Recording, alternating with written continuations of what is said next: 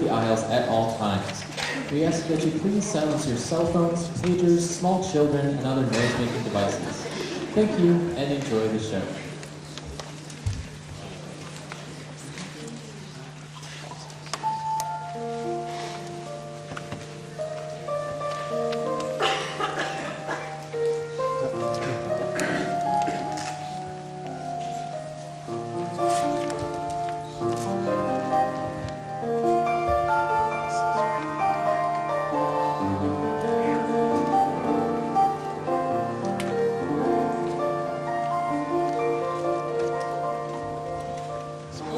Jeez, it's cold. Yeah, I just need to find the master. Oh, no. No, Dad, these things never work. Oh! You okay? Yeah. Oh.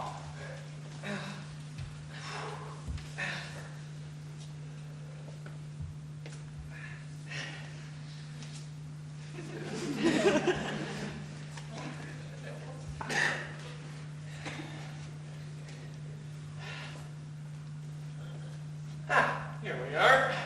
Oh, ow!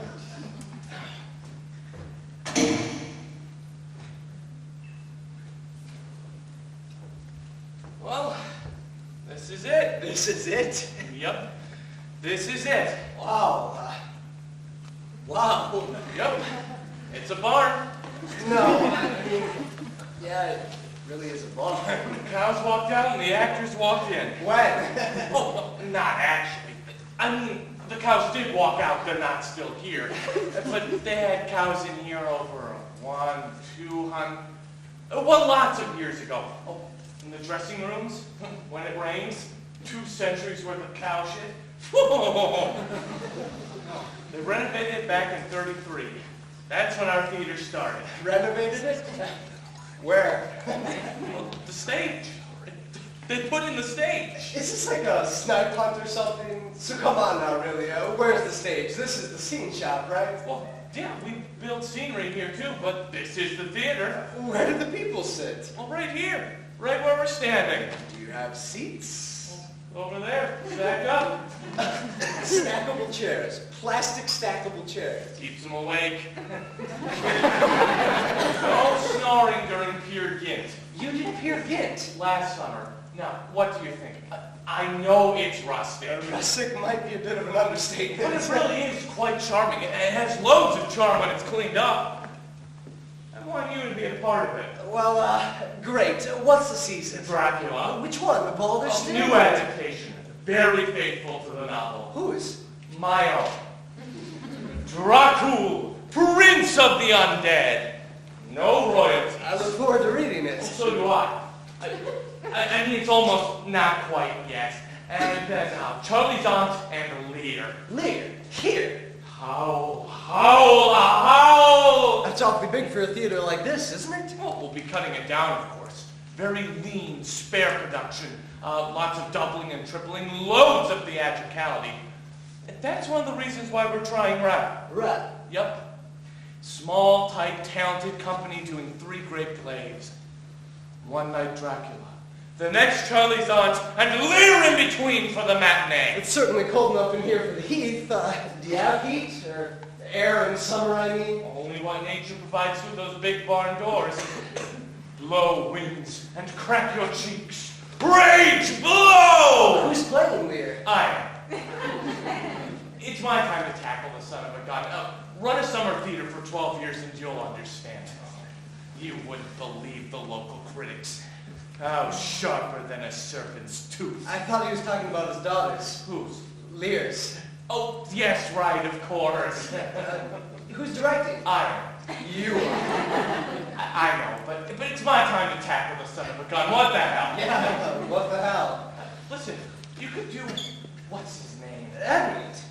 No, in Dracula. Oh, what is his name? Renfield? No, I'm cutting him. The other one. Well, I'd love to try. No, I don't mean Dracula. I see him very, but you know, the one who's always saying, but surely, Dr. Van Helsing, you can't mean there's such things as vampires. Yeah, well...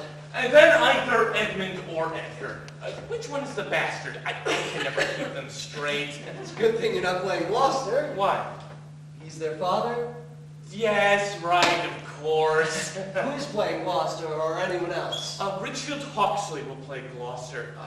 He's been with the company forever. Started here as an apprentice when Maria Ospinskaya was the artistic director.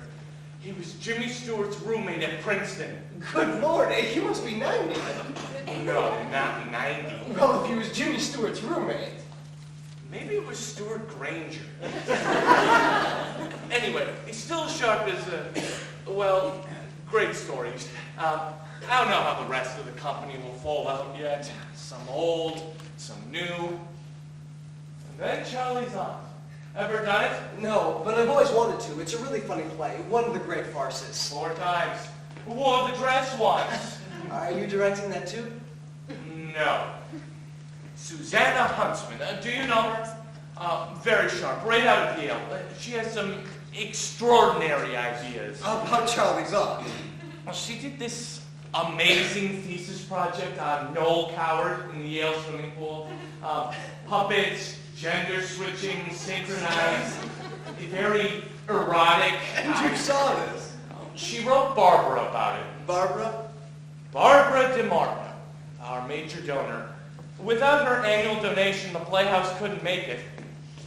Barbara's very keen on encouraging young directors, particularly women, and particularly women who are the daughters of her roommate at Vassar. She lives in Palm Beach in the winter. Susanna. Barbara. Oh, so, Charlie's aunt. You know, and to be honest, I think you could wear the dress. Really? Would you want to? Well, it's one of the funniest. I mean, some guys are very, well, particularly straight guys.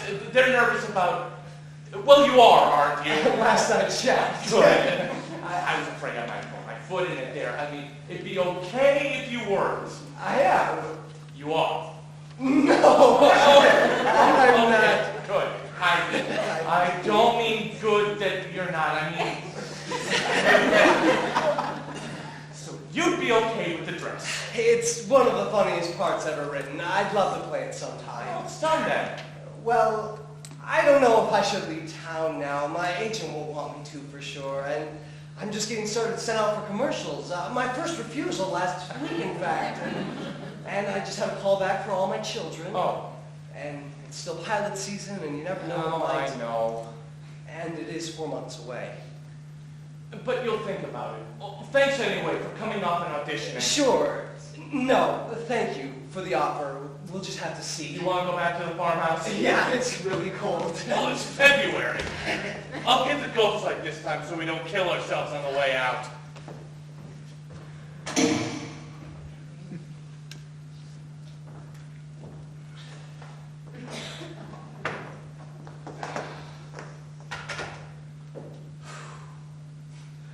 I know what it looks like now, but come summer, July, a beautiful New England evening, the sun setting back of our mountain like Mr. Wilder says, and sometimes the sunset slants off the roof, through the maple trees, and catches the screens in those big barn doors, and creates a lighting effect you could only dream of recreating on a stage. And other times, the evening light is so clear that everything stands out like an impressionist painting. Crickets. And then a couple of hundred people come here to sit in the dark on uncomfortable chairs in a 200-year-old barn with no air conditioning to watch us act out stories. Why? It's a mystery to me, a miracle of sorts. Who could not want to be a part of that?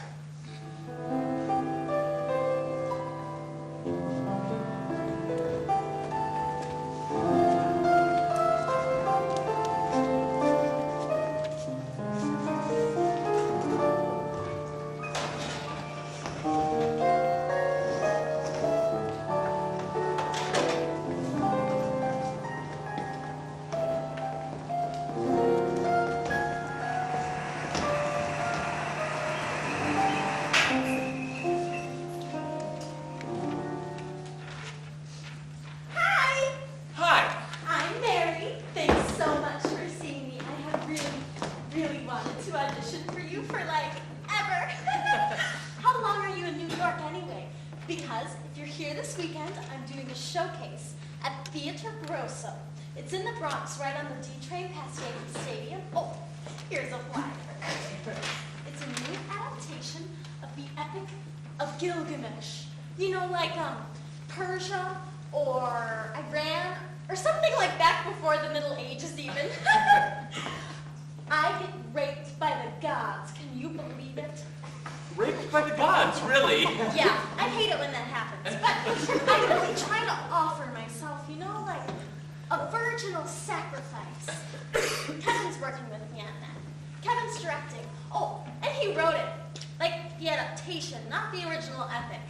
I think that was like Eugene O'Neill or Lope de Vega or somebody. Am I talking too much? I'm gonna do Ophelia, okay? Do you mind if I use you? No, I don't mind. Susanna? Don't use me. I don't like to be used. Hey, can I have you sit like there? Susanna's directing Charlie's Aunt. Cool! I am so nervous.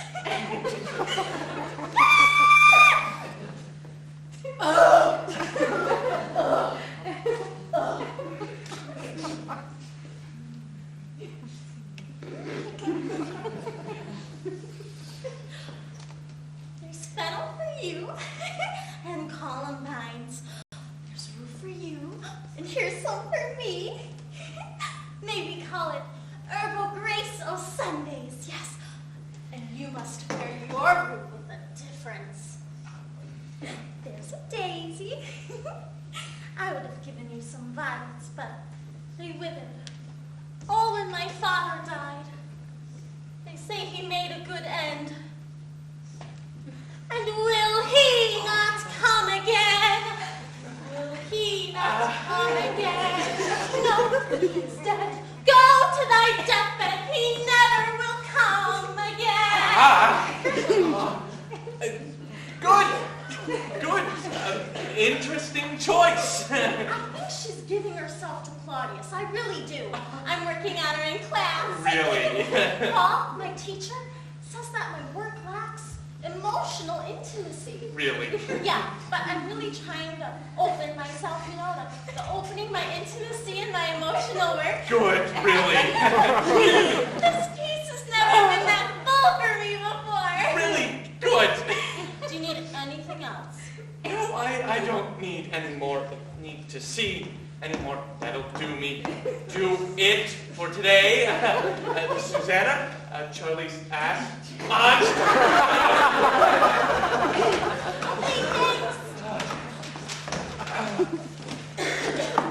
Oh, Marilyn, do you swim?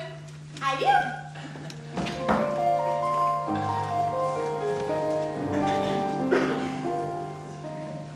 You fools! Pitiful fools! You shall tear each your eyes out yet in fear and horror of me, Dracu, Prince of the Undead! Think you have left me without a place to rest, but I have one last more. Search as you will, you shall never find me. My revenge has just begun. I shall sleep in my earth box for centuries. Hear my prophecy! Good. Tyler, tell me. You've done this before. Last winter, the Art Factory Dinner Playhouse. We used the old script, though. Greeks, I want to tell you. This text, yours? I'm just trying to do the novel justice. Oh, that's what I'd like to do. Do Dracula, Vlad the Impaler, justice. Boy, that would be refreshing. Is there a second act? Oh, coming very close. It's all... Ah, well, if it's anything like this, you're home free, man. I need to do them again, you know. At the Art Factory, it was also circus, cape, and smoke, and teeth, and prime rib, if you know what I mean. I want to find my inner Vlad the Impaler. inner in that, I mean, it spoke to... So you'd be interested in coming back? I mean, after last summer, Peer Gynt and the Flying Pig and all? Hey, I love it up there, man. That barn. Yeah, and I won't trivialize Vlad. I will live him for you. If you can live the undead, if you know what I mean. Yeah. Terrific, Tyler, thanks. Oh, Tyler, by the way, did you keep the cape and the teeth? Of course.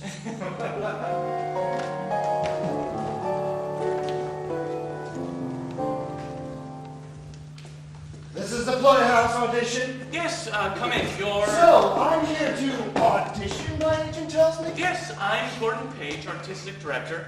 My guest director, Susanna Huntsman. Do you have a picture and a resume? We don't seem to have one here. My agent didn't send it over. Doesn't look like it. I don't believe it. That hack. I don't know if I have one with me.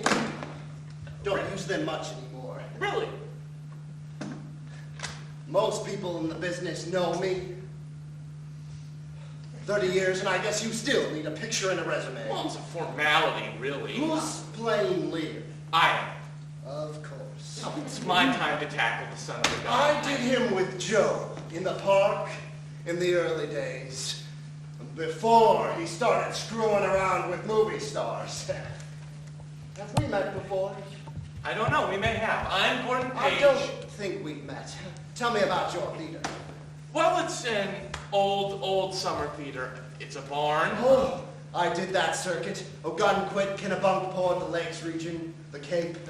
When they did plays. Before it was all that nonsense 5 and that plaid thing with the aging adolescents from the Brady Bunch. Well, we do plays, not musicals. That's why I'm here.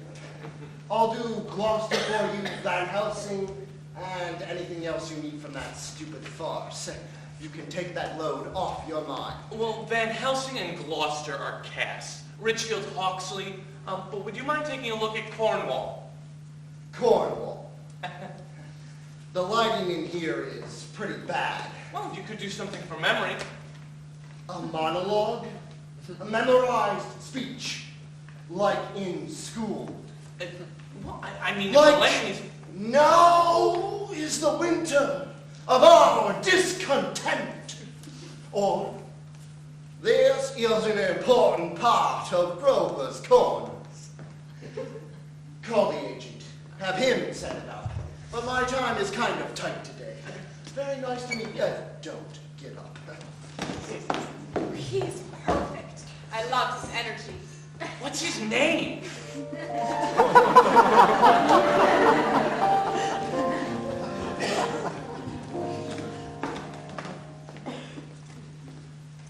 Barbara?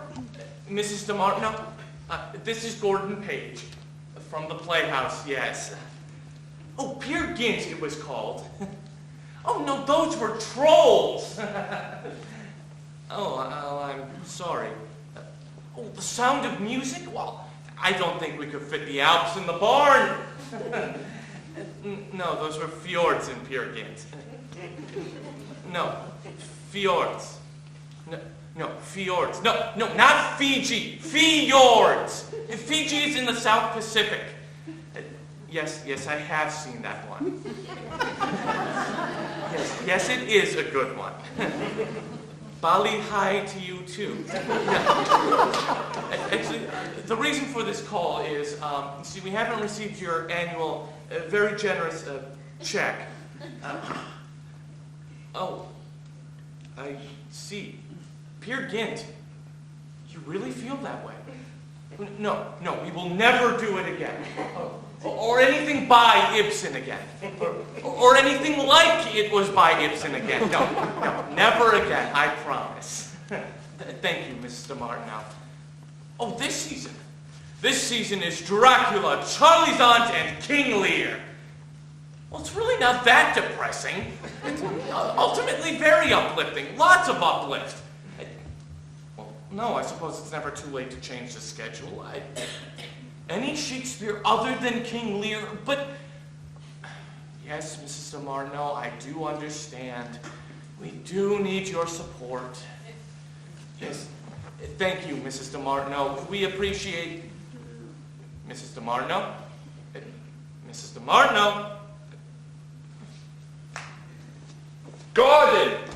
Richfield! Daisy, what are you doing here? Oh, not to audition, sir. Oh, good God, I hope not. We met for coffee, thought we'd drop by. Drop by since you're in town. How's my wonderful old barn, my temple among the elms, doing under its wintry blanket? Well, it's May. Richfield Hawksley. Oh, I'm sorry. Richfield, Susanna Huntsman. Susanna, Daisy Coates. Richfield and Daisy have been with the company forever. Susanna's directing Charlie's aunt. How wonderful. Oh, and she'll be doing a bit of acting on the side. Barbara wants her to have the experience. It seems she's never been on stage before. Really? I don't think directing has anything to do with acting. Really? Did Charlie's aunt at the Playhouse in 48. Again in...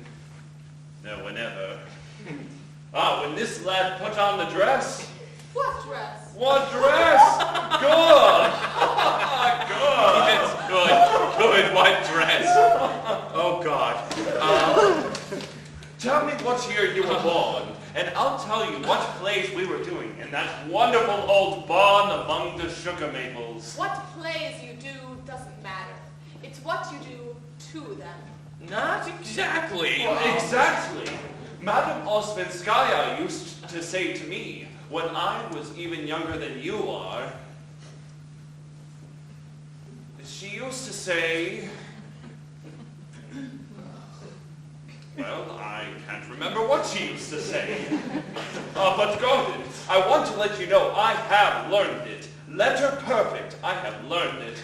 He's been working on it all year. Oh, a solid year, by God, but I learned it. As flies to wanton boys are we to the gods. They kill us for their sport. Oh, shit. King Lear, the Earl of Gloucester. Blind, you know, by this point. Richfield, we've changed the schedule. We're not doing Lear anymore. We're doing Hamlet. We're not doing Lear anymore. It's Hamlet now. Why? Barbara thinks Lear is too depressing. And besides, it's my time to tackle the son of a gun, Richfield. It's my time. And we've got a fabulous Ophelia. You already got your Ophelia? Yes, Daisy, I thought maybe Gertrude. Whatever.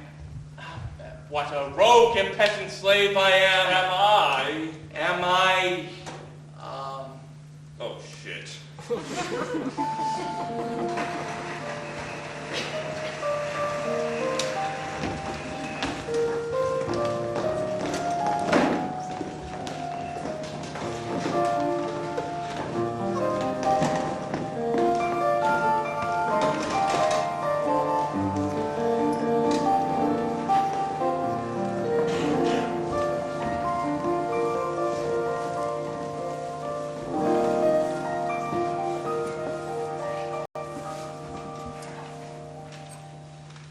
Let's see. What's next? Cocktail. No, not yet. Not yet. Angela, it's up to you. Angela is our... What? What is your title now? You've taken on so much. Producing executive administrative director. So, bathrooms, budgets, and books. Does that sound about right? Oh, be nice to her. She fills the toilet paper dispensers and writes the checks. But I sign them. Very humorous, Gordon, per usual. Well, I don't have to tell you how happy I am you're all here. I stay up here all winter while Gordon does artistic things in lofts and basements around New York. And it's been a long winter. It's always a long winter. My job is to keep all of you people organized, so if you'll follow the few simple rules in these guidelines, we'll get through this summer fine. That's it? Well, I do want to add one more thought on the subject of office supplies. Now, I work in an office, so I have office supplies. Most of you don't work in an office. You work in rehearsals or someplace, so you don't have office supplies. Now, I understand that if you had an office, you would have office supplies, but you don't. However, simply because you don't have an office and therefore don't have office supplies doesn't mean that my office supplies are therefore your office supplies. Even though they are Playhouse office supplies, supplied by the Playhouse. And I mean, you are employed by the Playhouse, and therefore might assume you have the right to those office supplies. You don't. Not my office supplies. I mean, I am a person. I have pencils. And now you are people too, so you should have pencils. But you don't. I don't know why you don't. I have pencils. I take care of my pencils. I sharpen them. But you don't. Why? I don't know. Probably because you don't have them. So why can't I ever find any pencils? When Henry comes in with the receipt for 10 yards of fabric for fjords, and I want to write that down in my account book, I can't be looking over for a pencil, can I? I ask you, can I? So, I hope we're all clear on the subject of office supplies. I'm sure you will all have a wonderful and fulfilling summer here at the Playhouse, and if you need anything, Except pencils. stop into my office in the woodshed. Thanks, Angela, I'm sure. Angela, I have a question. What is the proper procedure or correct protocol, as it were, to get our money back if the Coke machine just eats it and we don't get our Coke? The Coke machine? Gordon! I am not responsible! This summer, I am not having anything to do with the Coca-Cola Bottling Company of Northern New England or any of their products. That machine is an abomination. It is a nightmare. It is my cross. I'm glad you find this funny, Sarah. I'm really glad you do, because I most certainly do not. Well, enough said on the subject of office supplies, pencils, and Coca-Cola products. So, once again, welcome. I'm sure we will all have a terrific, a wonderful, a great summer. And one word of advice for us all. Speak the speech. I forgot. Barbara sends her best to all of you, especially you, Susanna, from Palm Beach. Speak the speech. Don't let me forget to introduce our hardworking apprentices, Karma, Ian, and Brown. Broad? Brown. Broad. Speak the speech trippingly, I pray you. Suit the action to the movement to the action. To hold, as were, a mirror up to nature. Good God. Now, there's beer and wine on the props table, and soft drinks. Soft drinks too, Sarah. So, let's get to know one another and find out what a piece of work is man. Is he always like that? Like what? Well, misquoting everything and just being I don't know. I've only met him once. He seems sincere. sincere. I suppose you could say that. Gordon, this Dracul, Prince of the Undead opus that you just handed to your longtime designer, friend, and colleague on the eve of the very first rehearsal? Give me a chance, Henry.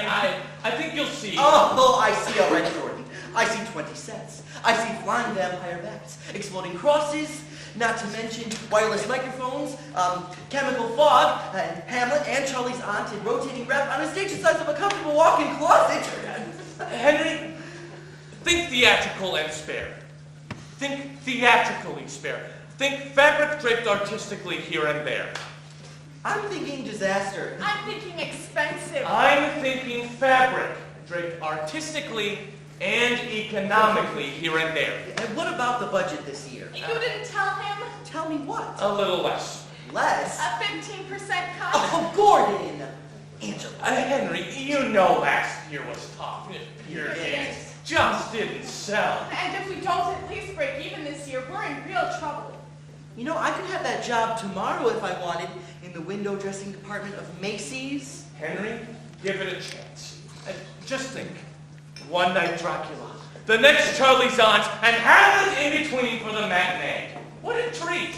For home. Mary? Tyler Taylor just wanted to say, hey, so you'll be my Nina, right? Right. You're Dracula? teeth and everything? Everything. Wow. But it's the inner blood that really interests me, man. Wow. Because the question is, what does it mean to be truly undead? You know, I think Mina really offers herself, like a virginal sacrifice. That's really insightful. Would you like a glass of wine? Gordon. Yes, Churchill. About your script of Dracula. Dracul, Prince of the Undead. Yes, of course, Dracul. I think it's marvelous what you've done. Oh, thank you. You know I've done Van Helsing 5 times. That's why I cast you. Should come back to you pretty quick. Well, that's just it. You see, in the version I've done, there were 2 ingenues, Lucy Westenra and Mina Marie, and you've only got Mina. Well, economy, both artistic and financial. Of course. Yeah, but in the other version, there are 3 young men, Arthur Holmwood, Jonathan Harker, and Jack Seward. But you've got Seward as Mina's father, so she's now Mina Seward, and Harker is her fiancé, and Lucy and Arthur aren't in it at all, and well, I'm having a terrible time with the names. You'll do fine, Richfield. You always do fine. You've done 5 times. It's okay. Good welcome, Gordon. Angelo is in fine form. Same old. Is that? Yes, it is. A gin and tonic. A refreshing summer drink. Sarah. And I don't want to hear about it. Sarah! Can you believe this place? It's rustic, I guess. Rustic. Judy and Mickey meet the Jones. Yes. Started here with Ospenskaya. She was a disciple of Stanislavski, you know, at the Moscow Art Theater. I tried these old boards with Kit Cornell, Helen Hayes. Alfred Lunt. Oh, Lynn Fontanne. So, have there ever been any stars here? I just wanted to let you know I don't do shtick. Good. This farce shit doesn't interest me. I don't think Charlie's aunt is a farce. What did she just say? This could be more interesting than I thought. Thornton Wilder was here, you know. In our town, I did Howie right there on that stage with Thornton Wilder as the stage manager. Is Howie here this summer? So I wanted to ask you about this epic of Gilgamesh you're with. You see, I have my own all-female adaptation for my Excuse me, sequel. I was just getting her some more wine. You see, the thing about playing Vladimir is to always remember he is the impaler. Jack! I am quite pleased and surprised, actually, that you joined us for the season. No, I didn't think you would. Well, to tell you the truth, it seemed like a good place to spend the summer. You'll enjoy it. I know you will. And you will be hysterical in Charlie's arms. I just heard Susanna say So I something told them at the clinic that they could take Betty and her board and put her where the moon don't shine. Oh, God. Excuse me, Jack. I gotta go. Okay, tell me the truth. Why are you here? It seemed like a good place to spend the summer. I know truthful acting when I see it, and that wasn't. Well, I wasn't going to accept the job, but went back to New York and spent the whole winter and spring out of work without hardly an audition even. It just seemed so pointless, this acting stuff. So, almost on a whim, I applied to Columbia Law School, and to my amazement, they accepted me. I started in September, but I still have this offer for the summer. Leaving the business. I wish I had the brains 30 years ago. Maybe we'll have some fun this summer. Fun. 55 years old, 30 years in the business, and I'm ready for some fun. In the mosquito capital of New England.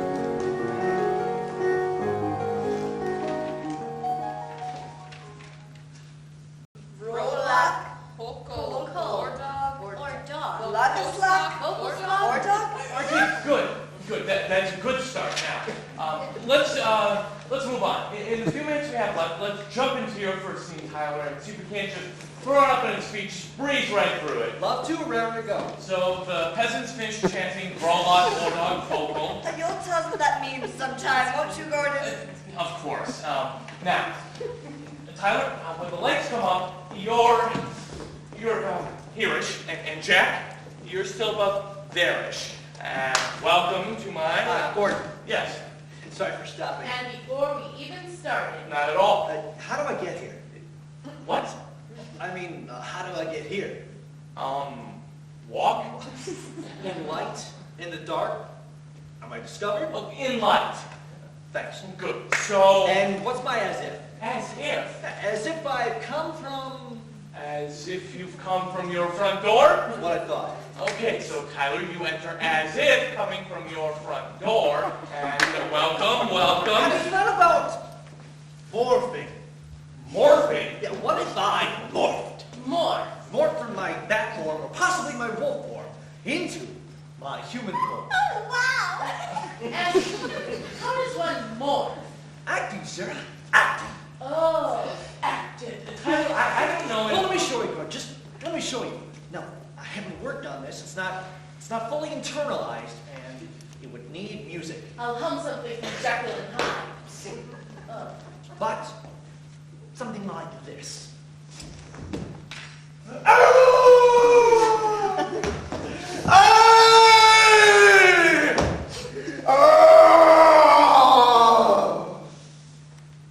Welcome to my house.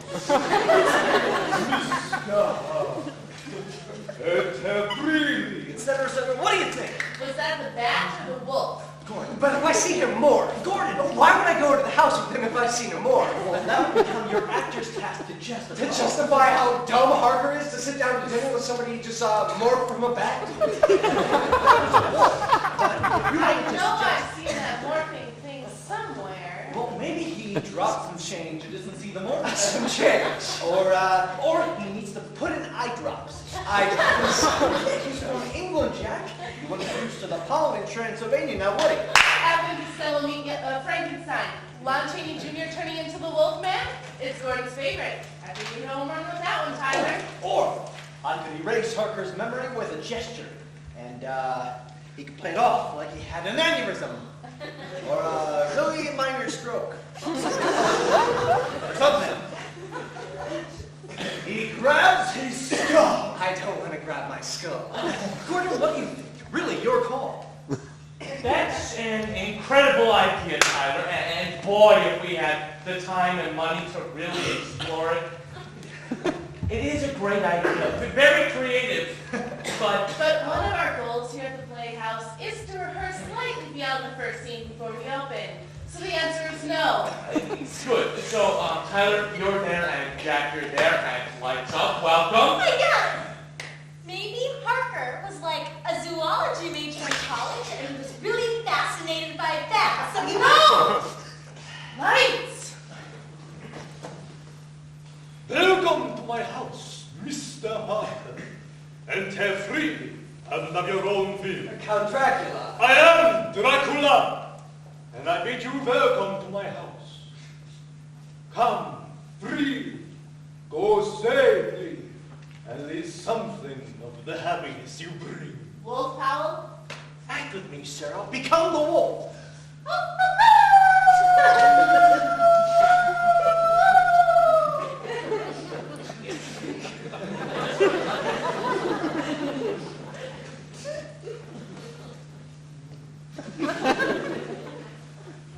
The children of the night. Oh, listen, what music they make. May I stop? Anytime. Sorry, thanks. There's just a lot of issues when you're playing the undead. Oh, I know. Where's the house? Behind you, kind of off-centerish. Does that work for you? So the front door is behind me. Well, it could be below you. Oh, wouldn't it be better if I were in the door? Ooh, holding the door. So the first thing we saw was my claw-like fingers slowly wrapping around the door. Oh, I just got chills. Are you even in this scene? Maybe on Welcome to My House. Oh, no. my significant psychological gesture for the role. I think we need to move to advance the plot. Gordon, there isn't really a door. Tyler, there really isn't a door. Thought you said it was behind me. Well, the house is behind The you. front door is the part of the house? It would be, wouldn't it? But it isn't real. But it isn't real! You mean this door isn't real? No, the door is not real. Well, perhaps you can tell me how I can possibly justify welcome to my house, Mr. Harker, without a real door. It's an open environment. Space. Unit. Concept. Well, maybe anyone could have told me this in New York before I signed the contract. But here we are, in New Hampshire. So, you just tell me, how do I ever come to my house, Mr. Harker, without a door? Well, you can use some of that acting you saved by not morphing. Tyler, it's just... Henry just didn't design a real door for the set. Oh, I see! The set is going to tell me how to act this moment. The set designer is going to dictate to me, the actor, the only one actually out Except for me and my eye drops. The only one actually up here, tearing his guts out in front of 200 people. The designer is going to tell me how to play this role! We could drape some fabric in the shape of a door. Henry! Tyler, there is no door. And there will not be a door unless you pick one up and morph it on with you. I can do that.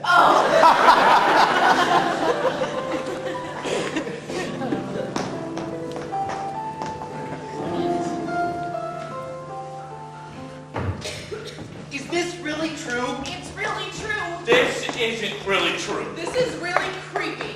Think we really have to use it? It's in her will. It's not only creepy, it's gross. The lawyer sent it over.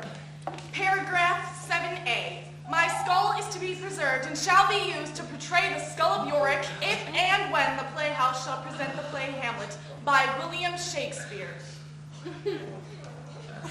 Paragraph 7B. The above stated codicil shall be considered a condition of my bequest of the property to the Playhouse Corporation. Our founder, Ethel Barnes Stein, put it in her will. We're supposed to use her skull for that of Yorick. Creepy, gross, and sick. I think it's pretty cool. There's gotta be a way out of it. And not unless we want to give the property back. I guess she really wanted to be in Hamlet. Or wanted to make sure no one ever did Hamlet in her theater. Well, you better tell Richfield. He's playing the gravedigger in that scene. I can't tell Richfield. He and Daisy are the only ones who actually knew her. Well, you tell him. I'm not telling him. It's a technical issue. You tell him, Sarah. This is a prop. That's your department, Henry. You take her. Cool.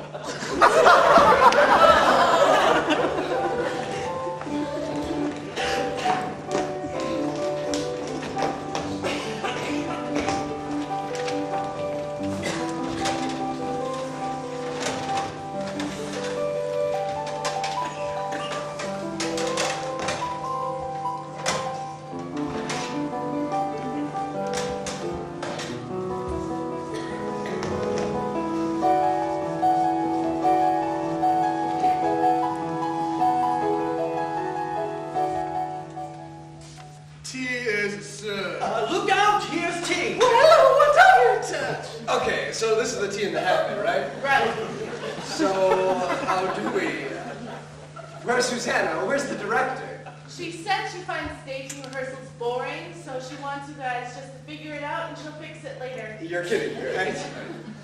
Well, the gag, as I recall, is really rather simple, but very effective, you'll see. Oh, the audience loves this bit. Now, as you know, of course, Lord Fancourt here, Fanny, puts on the dress and pretends to be Charlie's aunt so that Charlie and Jack can have a chaperone for their dates when Charlie's real aunt fails to arrive as scheduled. When the aunt does show up, no one knows it's her, so Fanny continues the masquerade by serving tea. Now, Tyler here, playing Jack, pulls the cups. Fanny, you pour. At the moment he pulls the cups away from where they're supposed to be, the tea goes in the hat. You keep your attention elsewhere until after you've poured tea in the hat 3 times. You see it and react. Oh no! Laugh. Jack sees it and reacts. Oh no! Laugh. I see it. I react. Oh no! My hat! My hat! Enormous laugh roars in fact. We do it in rhythm with the lines. Right, good instincts. Oh, I'll hold out the first 2 cups after Do We All Take Tea. I'll pour the first 2 cups for real to set up the gang. I'll hand to Mary. I pass to Amy, in real life Karma. Oh, I wish I had your name. And then to Ian, in real stage life, Charlie, like the play Charlie's Up. And then the next beat, I keep pouring in rhythm, but the cups aren't there. Tea and hat. And that's supposed to be a muse. Well, that's farce. I hate farce. Why don't we give it a shot? No books. Oh, flying by the seat of the pants, eh? Run it up and see who salutes. Oh, I love stock. This is Rep. Rep? Yep. Okay, how do you do? I'm Charlie's aunt from Brazil, where the nuts come from. Oh, look who's here. Susanna. Do you have something to show me yet? I believe we do. Shall we show you the TV? By all means, show me the TV. Has anybody seen Henry? Oh, am I in time to see something here? Yes, places for the TV. And how do you do? I'm Charlie's aunt. How do you do? I'm Charlie's aunt from Brazil, where the nuts come from. How do you do? I'm most interested in meeting you. Really? I knew your late husband intimately. Whatever's the matter, Beth? She and my late husband intimately.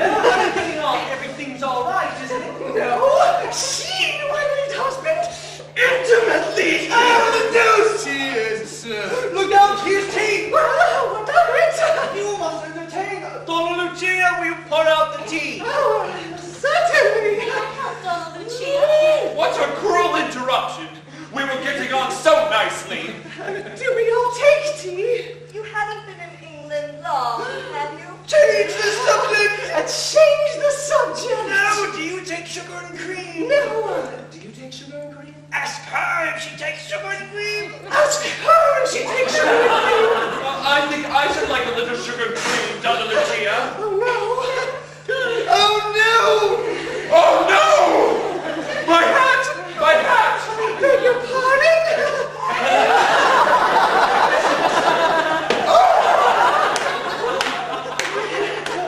Oh, wonderful.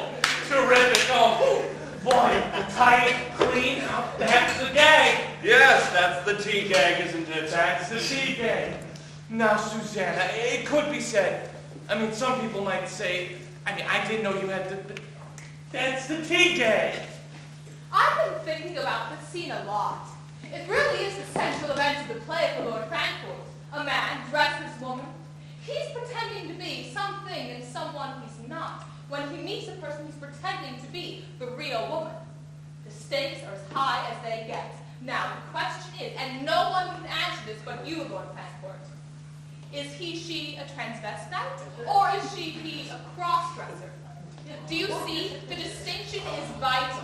What do you think? I think this is 19th century farce. I think it's supposed to be funny, Gordon. Yes, a guy in a dress is funny. Unless you're the conflicted soul in the dress. I wore the dress.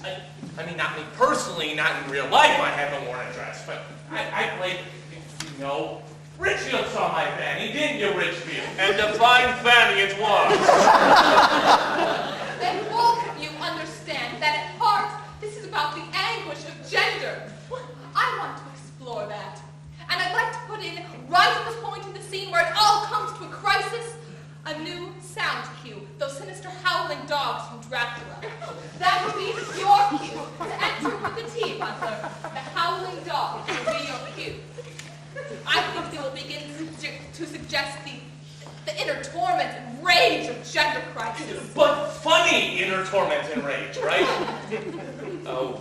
Gordon. I've got to find Henry. You're not walking away from this. Henry! When we were talking just then about inner torment and rage, it kind of reminded me of the scene from the Epic of Gilgamesh, where I give my body to the gods. I mean, the gods kind of look like anguished and tormented. Not about their gender identity, I guess, because, well, they didn't have any clothes on. Neither did I. So gender identity was really clear. I knew I should have seen that show.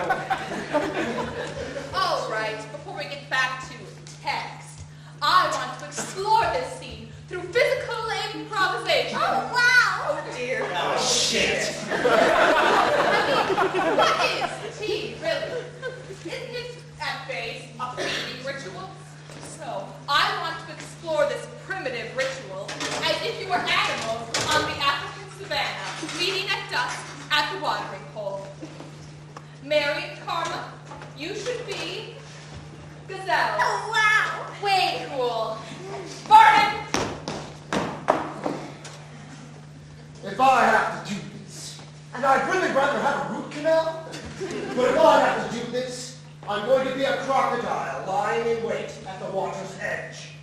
Excellent. Richfield and Daisy, the aging lion and lioness. Aging. And Jack, Tyler, and Ian, a pack of young male orangutans. You know, of course, the orangutan is innately bisexual, Jack.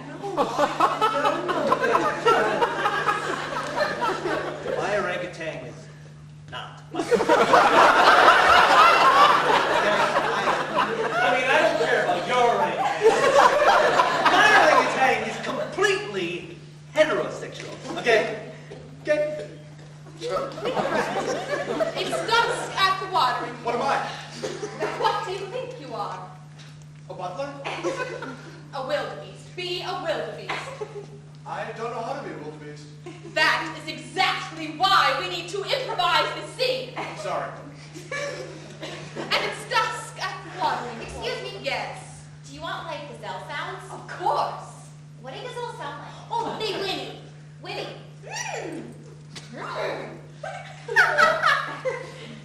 And the sun sets wearily over the dry, hot African plain. Two nimble gazelles warily approach the ever-shrinking communal pond. Good. Here we go now, everybody.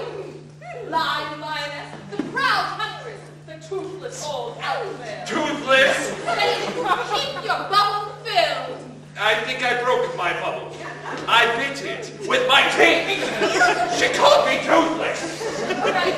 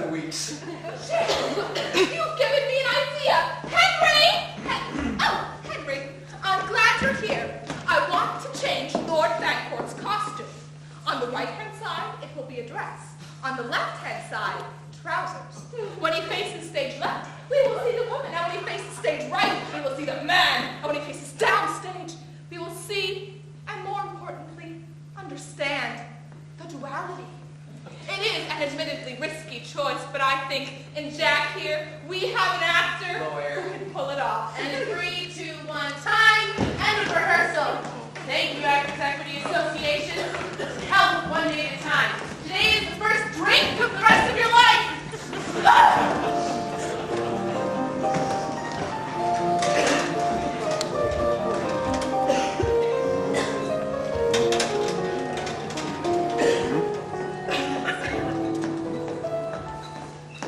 Gordon, Yes, Angela. I have to talk to you. About? Pencils.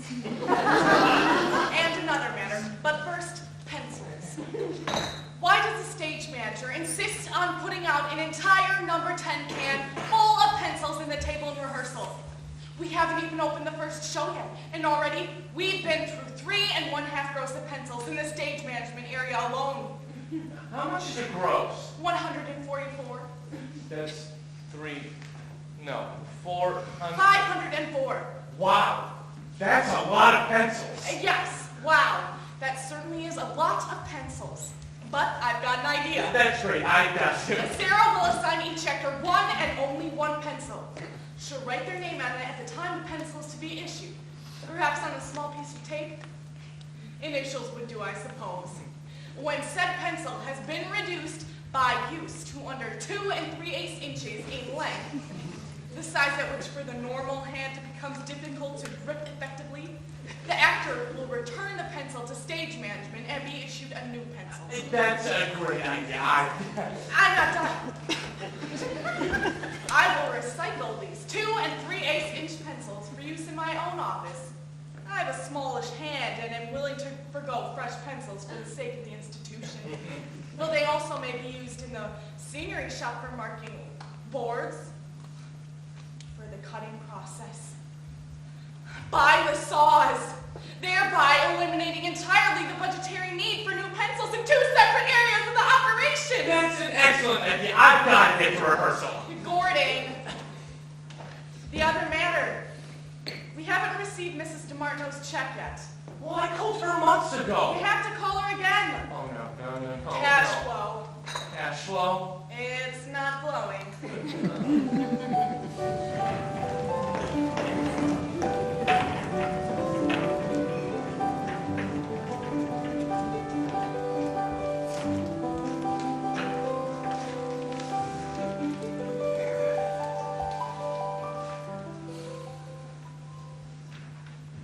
Hey, good morning. Good morning. Are we rehearsing Dracula now, or is it Hamlet? Or Charlie's Aunt? I get so confused. Dracula, yes. So you must be our beautiful Miss Lucy, fiancée of good Mr. Homewood, daughter to the kindly Mrs. Westenra. No, I'm Mina, fiancée of Mr. Harker, daughter to the kindly Dr. Seward. Oh dear. Hey, you want more lines for our scene? Which one? I don't have any lines in the only real scene we have together. I just kind of lie there, and you mutter some about how I'm now flesh of your flesh and blood of your blood. I mean, your brain says, like, come to me, I come to you for all time. And then you suck on my neck. Yeah, want to run line? You are so diligent. You always want to rehearse that scene. Well, Mary, that's what being a professional is all about. So, you just lie down on the bed.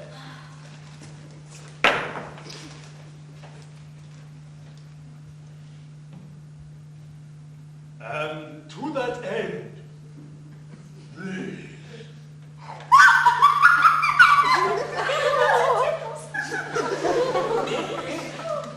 You know, I've been meaning to ask you something. Like, I think you're really good. The way you can wear those teeth and talk in the accent all at the same time. How come you're not working on, like, Broadway or someplace? You want to know why he's not working on Broadway? I'll tell you why he's not working on Broadway. Vernon. There are currently 20,000 actors in the New York metropolitan area, and maybe 200 of those are working on Broadway right now. The vast majority of which have vocal cords of titanium alloy, genetically engineered to break the glass in a chandelier 8 times a week. There's one non-musical currently playing, and that's an import from London, with 6, count them, 6 American understudies. Now, since it's apparent that without a stroke of luck approaching the supernatural, neither Tyler Taylor, nor Vernon Volker for that matter, will be morphing into a Broadway actor anytime soon. So, what else is there? Well, he could stay in New York and work in one of our prestigious off-Broadway theaters, dedicated to the ideals of high art and low pay, for maybe $300 or $400 a week. And that's if he's lucky. And good. And as an agent who's sleeping with the casting director, whose brother-in-law is married to the producer. So, what else is there? Well, if he doesn't mind leaving his wife, his children, his cat. I'm not married. Okay. His bar stool in the West Bank Cafe. For $600, $700, maybe even $800 a week, he can live out of his suitcase in St. Louis, Cincinnati, or Salt Lake, or Sioux City. Or, God forbid, spend a summer in an unair-conditioned barn in New Hampshire. Like here, for example, the Playhouse, the Dachau of summer theaters. Or he could stay in New York, keep his straight-edge job as a waiter, bartender, word processor, phone sex operator. Make triple the money and have a life. But then we wouldn't be acting. Now would we?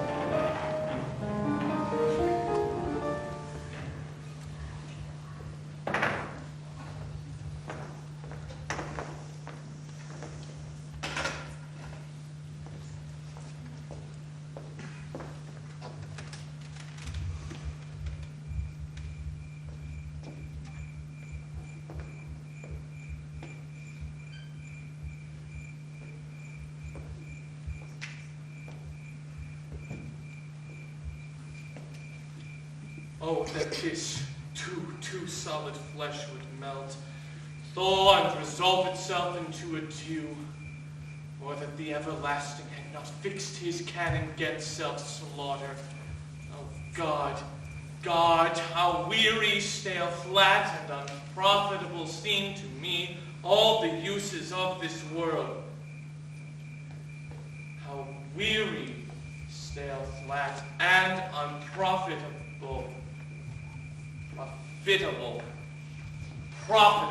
Unprofitable seem to me all the uses of this world. Ain't that the truth? Sarah, is that you? Who'd you think? The ghost of Hamlet's father? I just thought I'd try to catch a little rehearsal. God knows I need it. I was wondering, you rehearse with everybody else, but just skip over your parts. I just want to get the whole thing up on its feet. Besides, I shouldn't even be playing this part. I'm too old. I look at Jack, who's the right age. I weren't even. And I So just you're think, too old. Barrymore played it at your age. Sarah Bernhardt played it at, what, 60-something? Not only was she too old, she had a wooden leg and she was the wrong sex. Oh, excuse me, non-traditionally gendered. Otherly gendered, whatever. Susanna would have loved it. By the way, we have to discuss that little costume issue that came up the other day. what? What? You sounded good just now. No, I didn't. Okay, no you didn't. Have you heard about Jack leaving the business? Going to law school in the fall? Yeah? That really pisses me off. Why should that piss you off? Well, I brought him into the company. I hired him. And he's doing the job you hired him for, and doing it well. Of course he's doing it well. It just disturbs me is all. Oh, it doesn't piss you off. It disturbs you. Why is that? Why is it that it should disturb me? Because when someone like Jack leaves the business, someone with real promise for the big career none of the rest of us ever had, or maybe even had the chance to have, When someone like that leaves, it disturbs those of us who remain, because it calls into question every decision we've made along the way, or didn't really make, but just let happen. It calls into question our very lives. It has nothing to do with Jack. It has to do with us. Oh. You're too smart for your own good. Did you know that? Yes, I did know that. Makes a very good excuse for drinking. That? A little gin and a lot of tonic and ice. Do you think you should? You used to like it when we drank together. We had fun. When we drank together. Then you started drinking by yourself. Even when we were drinking together.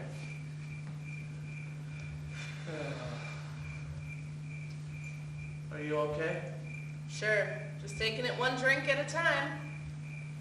How's it feel to be back? Feels like just another playhouse summer. Mosquitoes the size of sparrows. Hot and humid enough to make your eyeballs sweat. Actors being actors. Where did you find Vernon, by the way? The talent agency for the terminally embittered? Henry's being Henry. Angela's being Angela. Gordon Page is being Gordon Page. You ought to spend more time in Charlie's Aunt's rehearsals, Gordon. We're out of control. I know. Just another playhouse season. It's good to be home. Thank you. You're welcome. Do the new ones know? I'm sure Tyler Richfield and Daisy have filled them in. Sure they have. The only thing thicker than mosquitoes around this place is the gossip. Do the speech again. I promise I won't interrupt. And don't worry about the scansion. Just be simple and quiet. The way you used to be when we were 25 and you were burning to play this role. And you'd read it to me in bed before you turned out the light.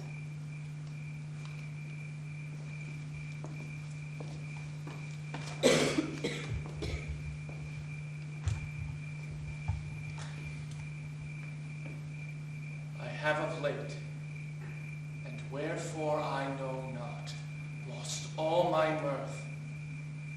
And indeed, it goes so heavily with my disposition that this goodly frame the earth seems to me a sterile promontory. This most excellent canopy the air, look you. This brave o'erhanging firmament, this majestical roof fretted with golden fire. Why, it appeareth no other thing to me than a foul and pestilent congregation of vapors. What a piece of work is man! How noble in reason, how infinite in faculties, in form and moving, how express and admirable. In action, how like an angel. In apprehension, how like a god. And yet to me, what is this quintessence of dust? But break my heart, for I must hold my tongue.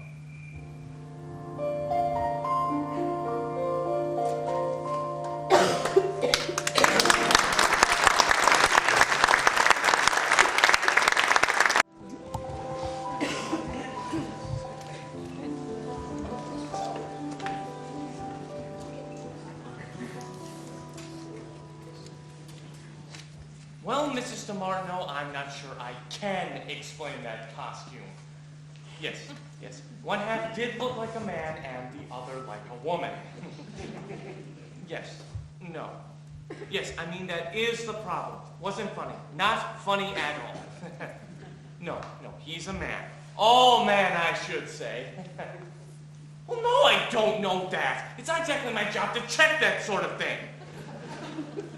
Well, so I suppose somehow Susanna, our director, Susanna Huntsman, your college roommate's daughter, well, she directed the play, I didn't. Well, I suppose she somehow thought it would illuminate the text, make it more relevant. Yes. No. Unfunny is the word. Well, next, Oh, next is Dracul, Prince of the Undead. Well, now, I'm afraid that wouldn't be possible. You see, we've been rehearsing Dracul, Prince of the Undead. We haven't been practicing the sound of music.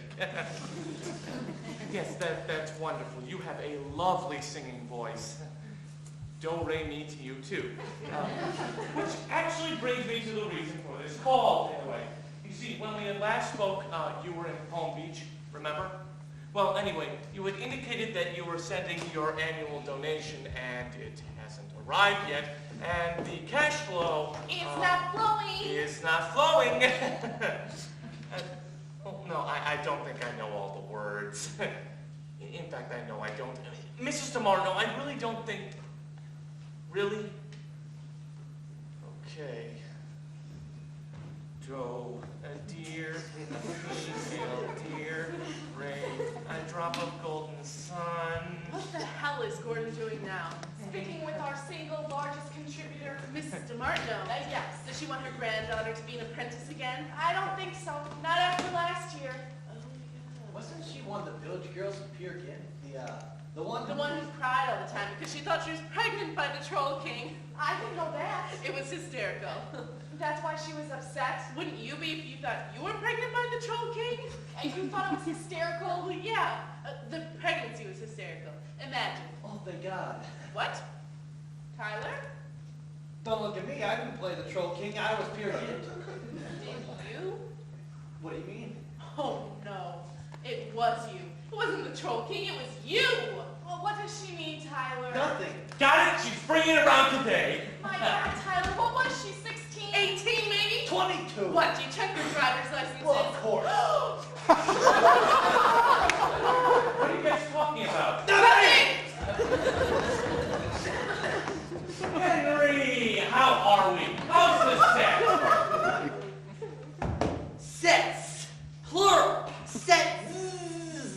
Your little Shakespeare skit and your great big vampire epic.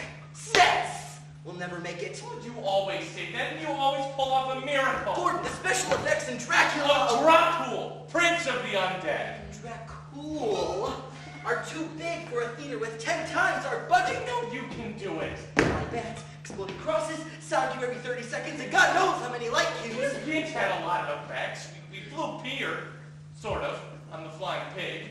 Yeah. And Barbara DeMartino's granddaughter dropped Peter and the pig right onto the troll kid. That was an accident. The point is, Gordon, is that it's going to be the apprentices running all the special effects for you all over again. Karma, Ian, and Braun. Great kids. Gordon, these great kids have been teching Dracul during the day, running Charlie's gender-conflicted ads in the evening, and staying after the show until 6 in the morning to build Hamlet. They don't know what show they're doing, for God's sake. They'll do fine, Henry. They always do fine. They learn so much from you. You're a mentor, you know that? You give them the confidence to do the amazing things that they do. How appropriately phrased. Hey, guys. Loyal apprentice. Humble servants of the craft of Dionysus, turn the ladder sideways!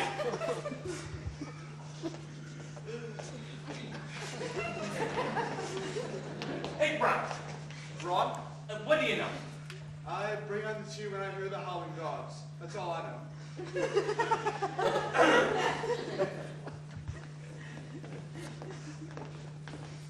Oh, I believe my point has been made. Well, a dear, a female. Sarah, Henry's a bit worried about the effects in Dracul. A bit worried. What do you think?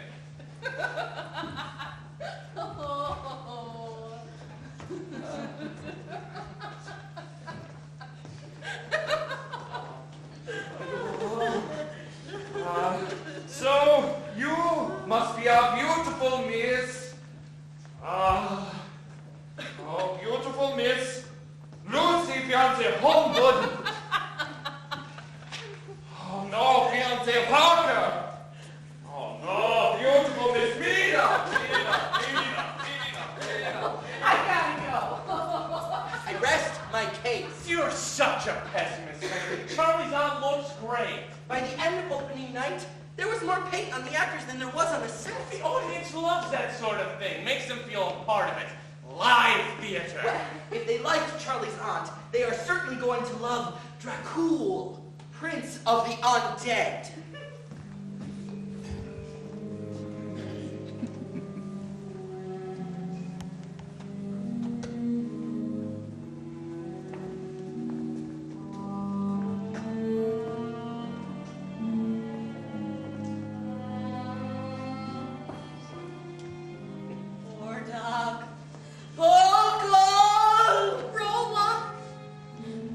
Please, what do you want?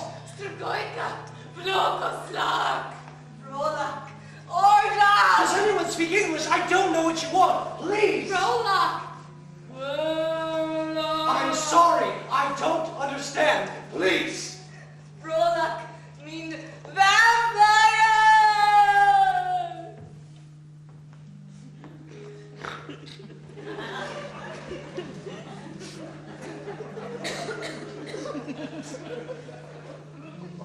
In the year of our Lord, 1892, a series of documents came into my hands.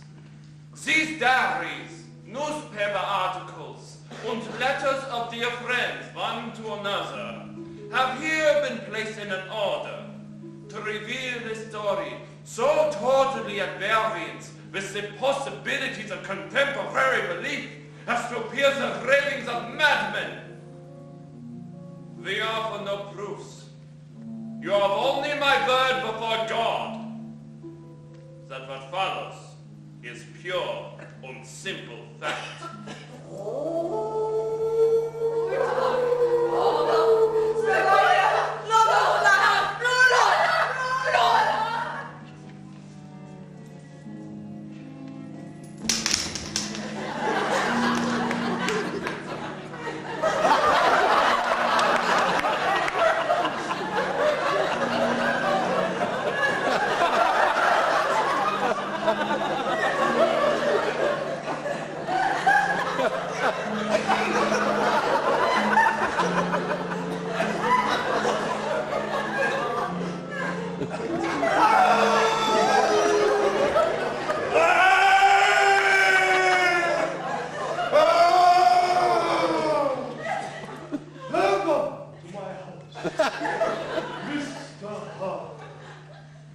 Enter freely, and of your own will. Count Dracula. I am Dracula, and I bid you welcome to my house.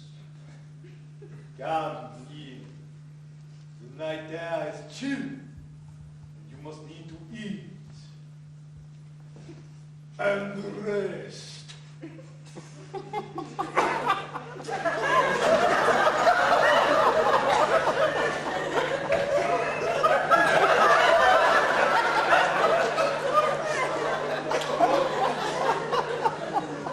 Excuse me that I do not join you, but I never eat food. Thank you, Count. My employer, Mr. Hawkins, extends his regrets that he could not come personally, but he suffers from gout. I am confident you will serve my needs, Harper Jonathan. But come, tell me of England and of the house you have purchased for me.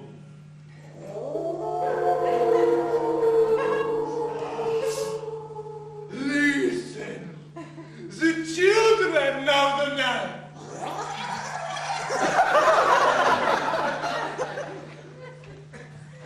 But the music singing.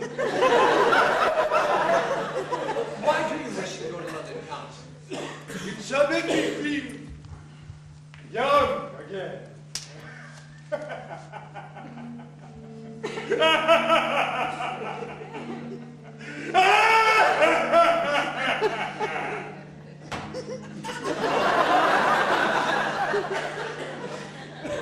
God help me.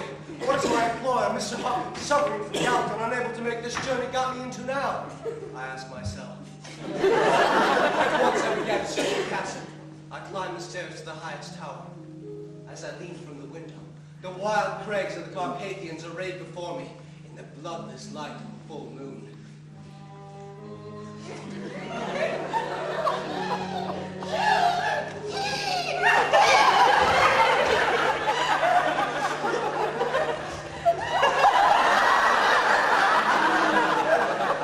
What man is this? God preserve me! May 30th, 1892. In the awful light of a grey dawn, I vainly watch as a band of Transylvanian peasants load 50 wooden boxes onto their crude wheeled handcarts and draw them through the castle gates.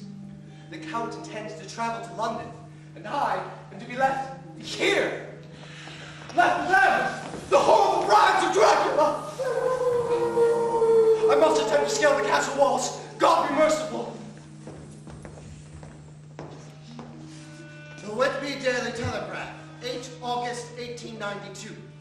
The strangest and most sudden storm on record has just been experienced here. It was centered upon a foreign vessel that had strangely appeared in the harbor. There was...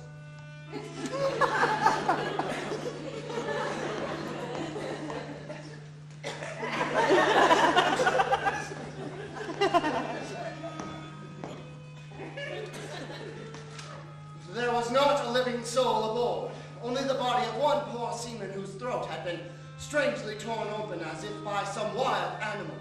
And strangely, a large wolf-like dog was seen leaping from the vessel. The strange schooner had only a small cargo, a number of strange, large wooden boxes filled with earth. Strange.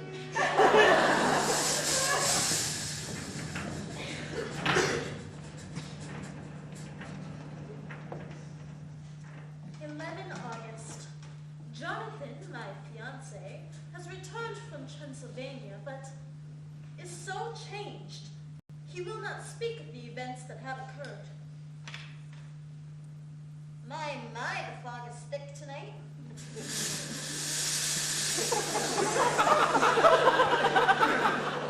I'm feeling so tired. Oh, so tired.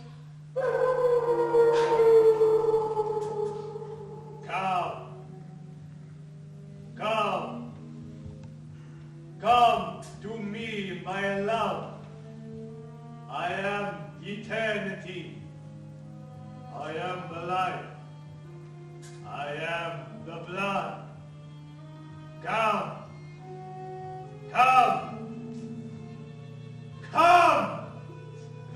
The blood is the life.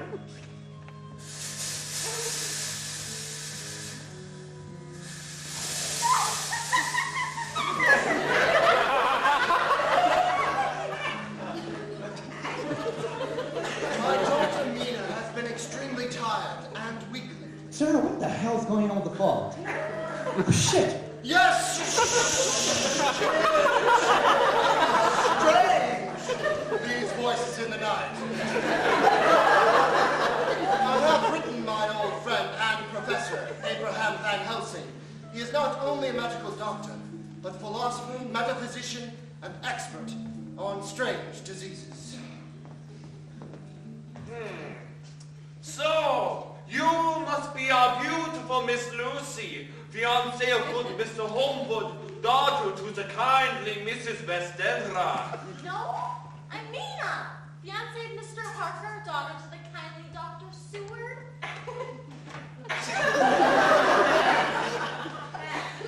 Of course you are. Whatever your name, I have the so great pleasure to meet you because you are so beloved. They tell me you are a trifle pale. I am fine, Dr. Van Helsing, absolutely fine. So, now, Miss Mina, forgive me, I wish to feel the glands on your throat. Gott in Himmel! Well, what is it? Doctor, is there anything wrong? Nothing. Nothing, my young friends. Miss Mina, you have 2 small puncture wounds on your throat here. Do you know where you got them? No, I don't know. Please just leave me alone. No, Miss Lucy. Oh, Miss Mina. Oh, Jonathan, hold me. Don't go away, just hold me. We will step into the the next room, yeah?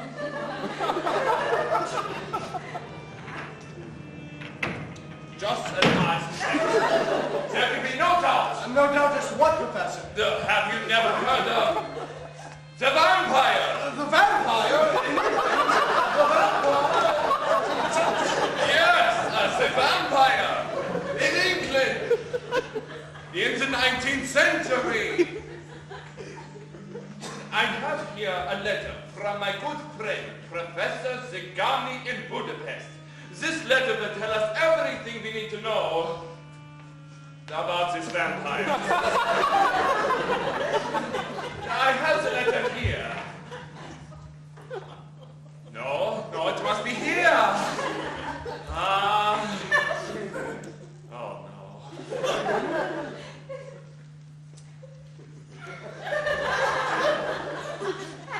I seem to have forgotten the letter from my good friend, Professor Zegani in Budapest. Perhaps you could remember its content. Yes, maybe you can remember what it said. No. No, I don't think I can remember my good friend, Professor Zegani's letter. Well, Professor, do you suppose this vampire could be the great Vlad Dracula of Transylvania, the prince who won his name by fighting with the Turks? Correct. He fought the Turks in the 15th century. He is also called Vlad Tepes,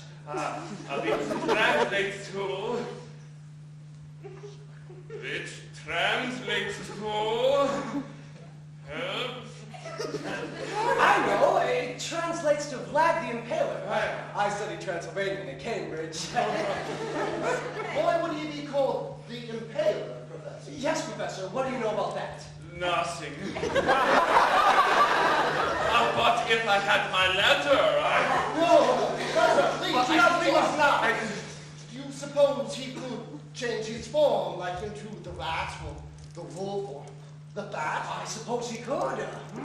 Interesting. And strange. oh yeah, interesting, and strange. Why do you suppose he lives for so long? I mean, to live for all those centuries. Yes, how does he stay alive century after century after long century? Oh, I know. He flourishes by replenishing his own life with the blood life of the living. The blood life of the living. Surely, Van Helsing, you can't mean there are vampires in this day and age. Oh, he is called Nosferatu, the undead, and your mortal weapons are powerless against him. Good Lord, if this is true, how are we to begin? Even if we find him, how can we possibly destroy him? I don't know. I have forgotten the letter. Well, perhaps you should have memorized the damn letter. Memorized? Yeah, in rehearsal. Yes, I'm sure what Dr. Seward means is that in preparation for our meeting today, and in rehearsal, as it were, for our meeting in 19th century London, you might have committed it to memory. I found the letter, Professor, from your old friend, Professor Sixani in Budapest. Oh, thanks. Yes, thank you, Mina darling. Yes. He can be destroyed, but only by one message. A wooden stick must be driven through the vampire's heart. Surely, Van Helsing, you can't mean Mina. Back to bed now, darling. You see, now that we have the letter.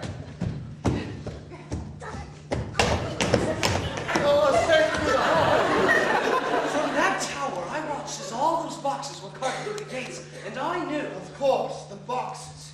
I heard your voice, so I thought Oh, that God. Mina, it's so good to see you. Why, you haven't been out of bed for a week. What was the name of the estate you transferred to Count Dracula? Carfax was the name. Carfax Abbey. Good God, man, do you know what you are saying? Isn't Carfax the estate? Yes, only a mile across the heath. Then we've got him. Our little search party set forth at once. We crossed the heath, then came to the shadow of the walls. We approached the house.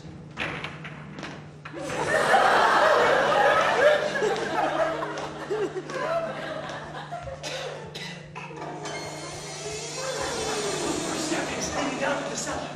My God, what is that? It's a bat! Shoot it! You cannot kill that bat with your little gun! I didn't! I got it. Aha! You see? Professor, over here. The stairs.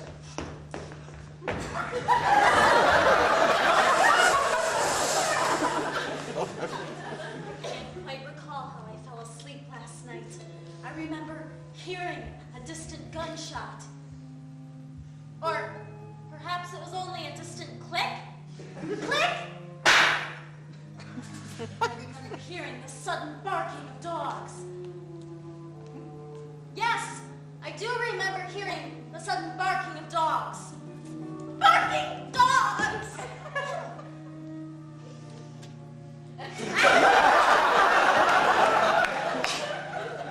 There was silence over everything. Silence so profound that I got up and I looked out the window. All was dark and silent. Not a thing seemed to be stirring, not a sound.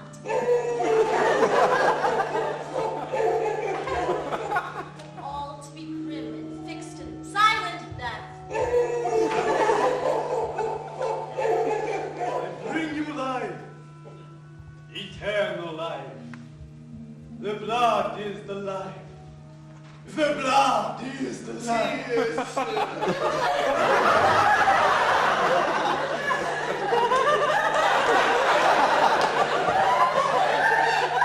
tea!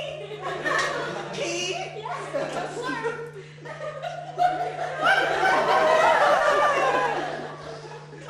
Yes!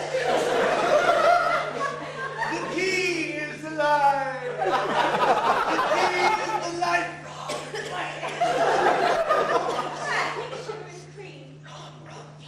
I've been waiting so long to meet you. You must be Charlie's aunt from Brazil.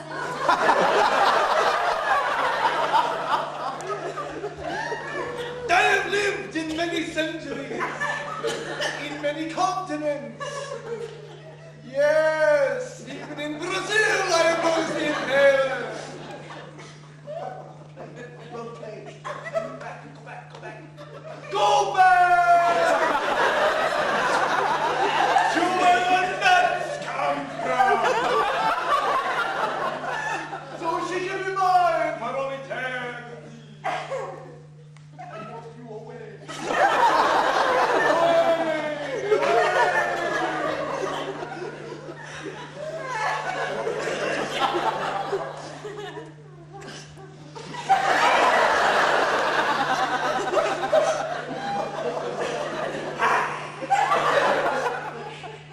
Tea.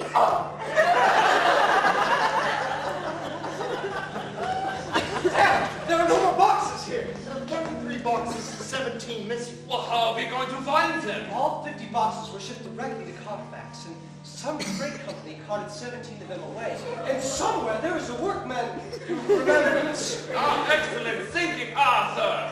Jonathan! 8 October. I have made a list of all the freight companies in Greater London. We have split it in two. I am off to tackle the first half, Dr. Seward the second. Yes, Dr. Seward, here it is. Our men delivered 5 boxes of Bermondsey. Sorry about the tea. Yes, boxes of earth, not interested in boxes of tea. Jamaica Lane, thank you, my good man.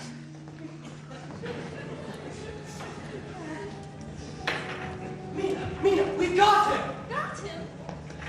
What do you mean? Your father has located the boxes. Oh, I didn't think that. And that's perhaps just awful right Perhaps you're right, darling. Darling?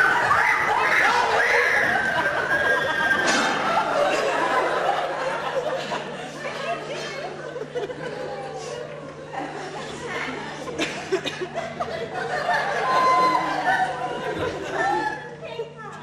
The last perhaps this awful nightmare is over. I don't think so. Oh my God, Mina! What's wrong, darling? Oh, I don't know, darling. I don't know. Please just hold me.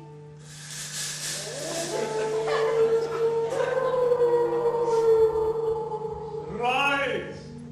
Jonathan, Harker!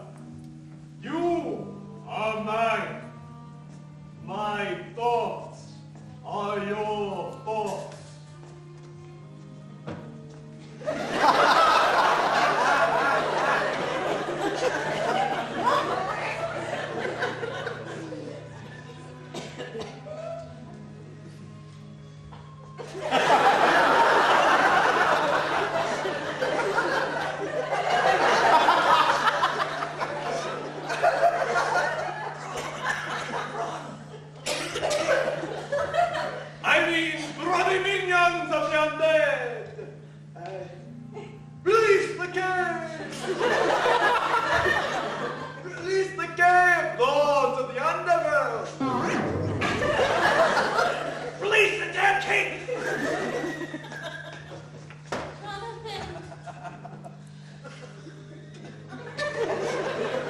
Silence!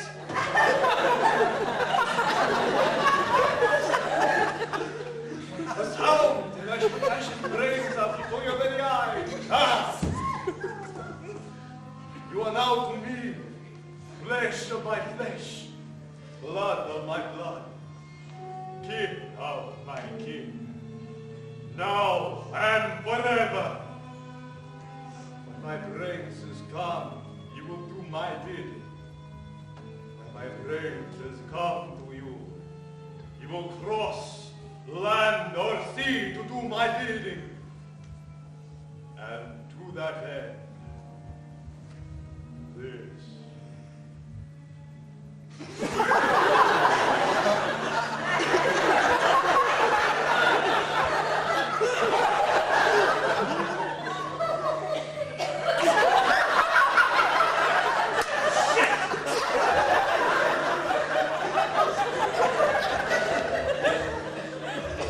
Oh my God! Lucy! Arthur! Oh my God, Janina, Jonathan!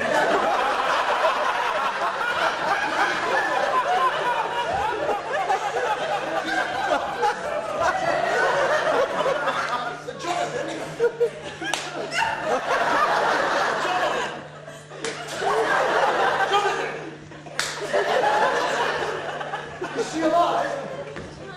Oh, thank God you're alive.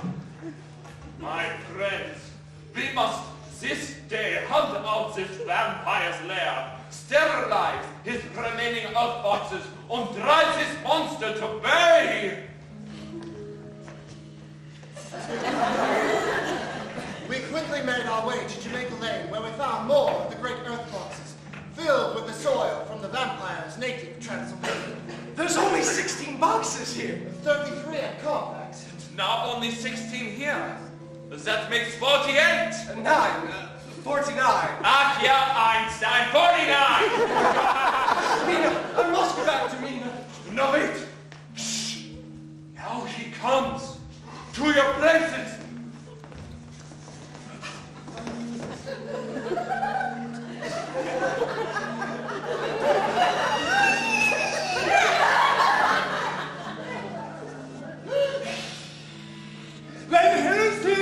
So we finally meet, Count Dracula.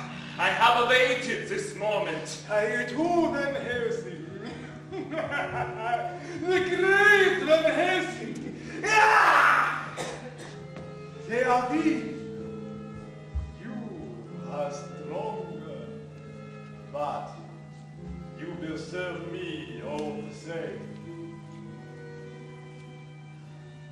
Come to me.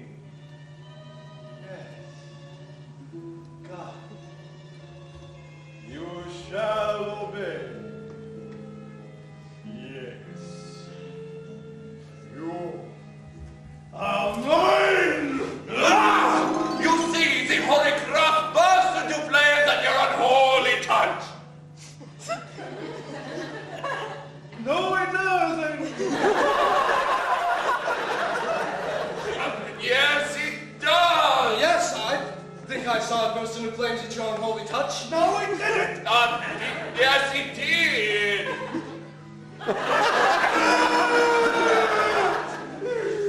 You know nothing! You fools! Pitiful fools! You think you have left me without a place to rest. But I have one last box. Search as you will. You shall never find me.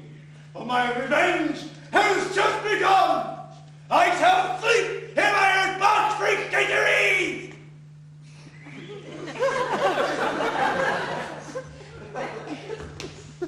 Hear my prophecy!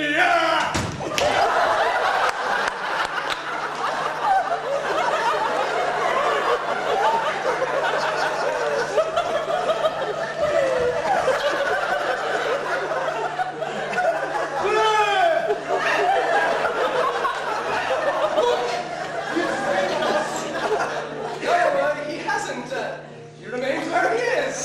But look, he has escaped us. Not! Wait! I think he's becoming invisible, disappearing. I can't see him anymore.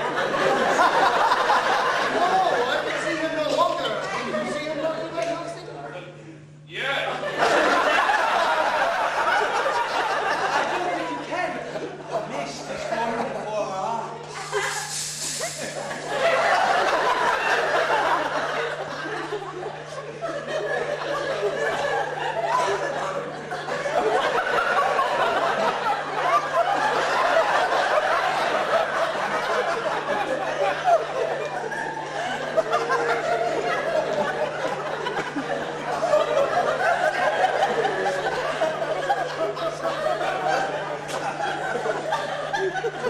If you believe in vampires, clap your hands.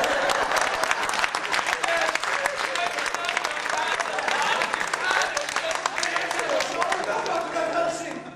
I think it's going to be too much for him. I will take care of this bat.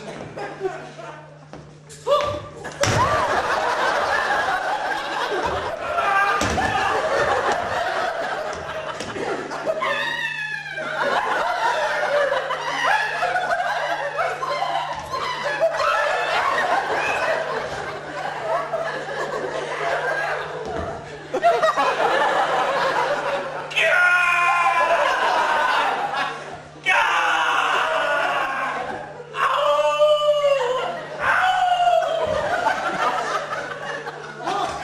there he goes. Where did both go? One has morphed himself in twain. He has escaped us. All is lost! Mina is lost! No, Johnson. Of this I am sure. There is but one more Earthbox, and we will find it if we have to track him all the way back to Transylvania. And so we shall! And so we did. Now we enter the castle. Grounds we shall stepping into the castle. Forcing doors, tearing down shutters and curtains. I am appalled by my memories of this horrid place. I found it! The Earthbox! The last one! Oh, now quickly. There is little time. The sun is setting. Parker, the Meliton stake. Oh my god! There they are! The horrid rise of Dracul, Prince of the Undead! No! No! Leave the monster! Leave the monster alone! Oh!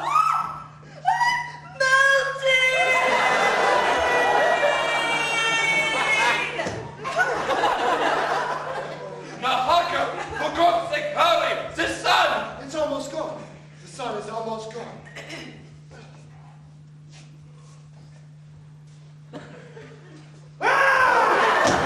Parker, the Meliton stake. I can't find the mountain snake. I thought you were supposed to bring the mountain snake.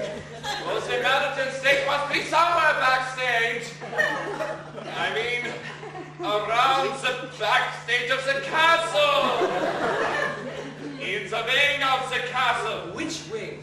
The stage left wing. Do something, Gavin!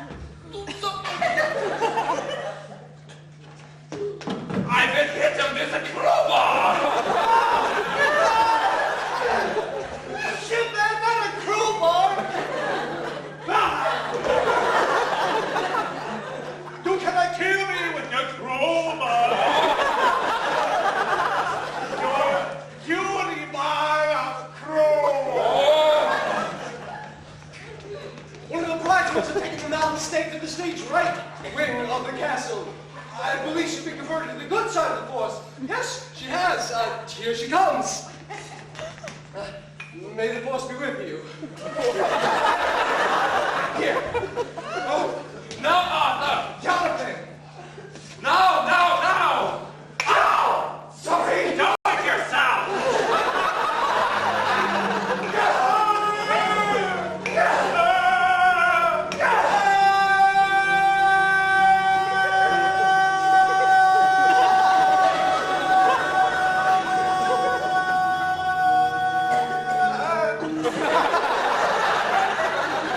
Look, Mina. God is merciful. Is he dead?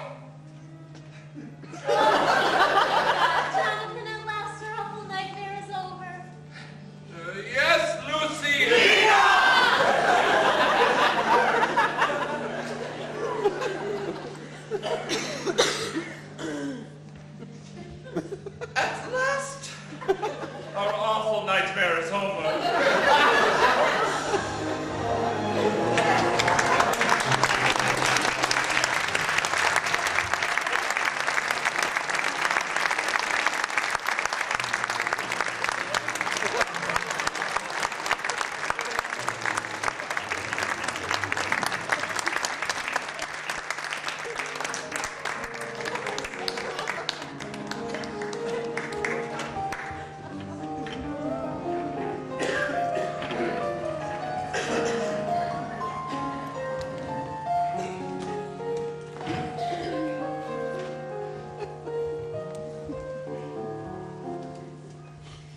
That is 2 weeks in a row. I wouldn't ask if we didn't really mean it. You know, I bet Macy's never misses their payroll. Gordon's already agreed.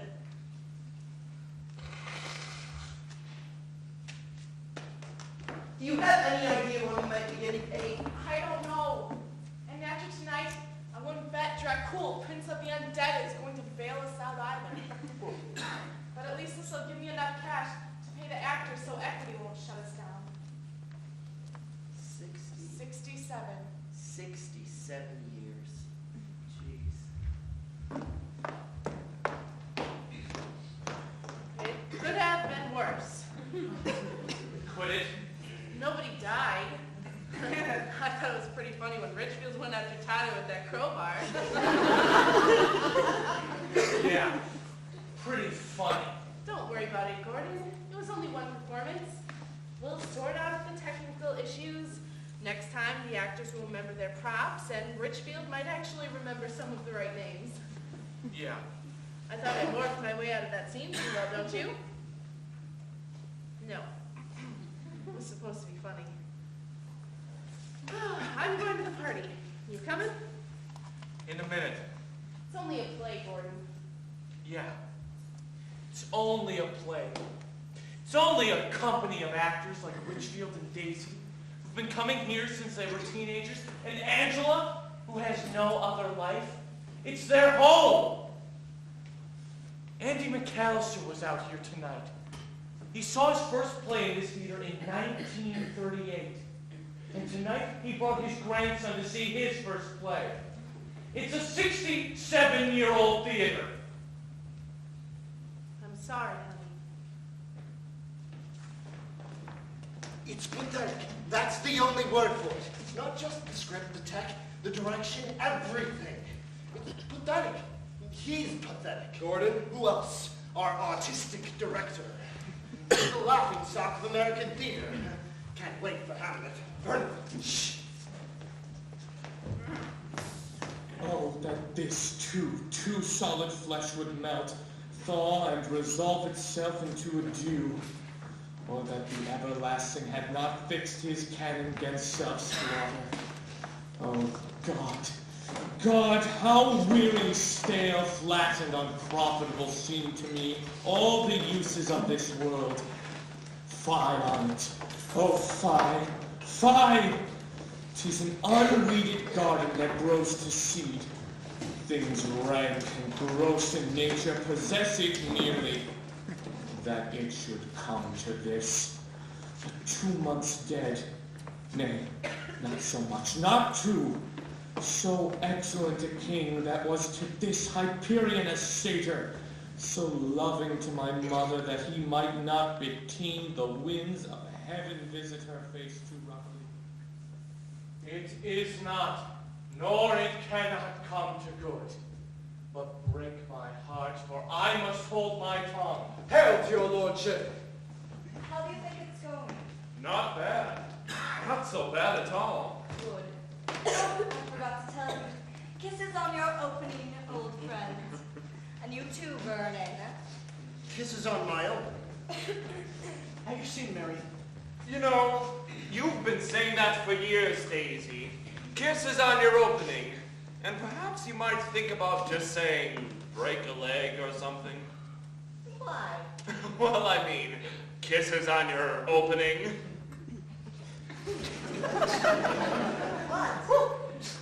What? Well, I mean, it suggests. Kisses on your opening. Kisses on your opening night. Are you the ghost now? Nope, ghost first, Polonius now. And then ghost again, and then the grave digger, and finally the English ambassador. Quite the workout. Where's Mary? Haven't seen her. My duty to your honor. Is it okay out there? Yes, I think it's okay out there. Mary, where have you been? You almost made us late. Here I am standing here trying to prepare. You know, emotional preparation is really the key to acting. Isn't it right, Jack? I don't know anything about acting anymore. I'm a law student. Ask me about torts. Foul deeds will rise, though all the earth overwhelm them to men's eyes. Titan, foul deeds will rise. Oh, shit. My necessaries are embarked. Farewell. And sister, as the winds give benefit. What happened with Timon? Well, Mary was a bit. Oh, well, actually, Tyler was a bit. You know, it's kind of okay out there. Yeah, it is kind of okay out there. Yet here they are, teens. Aboard! Aboard! For shame! They're listening. They seem to be right with it. Well, it's not too hot. They don't listen when it's too hot or when it's too humid. The temperature-humidity index is really the key to audience listening. Oh, we've got the barn doors open. There's a nice breeze coming through the screens. And the mosquitoes. They don't listen if they're waving their programs at mosquitoes. Not too many mosquitoes for some reason. They respond to the temperature-humidity index too. They really seem to be listening. The mosquitoes? I'm so glad. Oh, kisses on your opening, dear. What do you mean you can't find it? Can't find it? Did you set it on the props table and check it against your list? I set it on the props table and checked it against my list. You lost the skull of Yorick? You lost the skull of Barnstein? Well, you damn well better find it, or else it will be your skull that we use as a prop.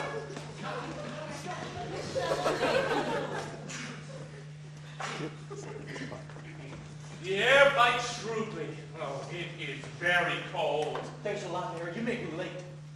Just because I won't sleep with you, you blame me for you messing up our entrance? No, not just because.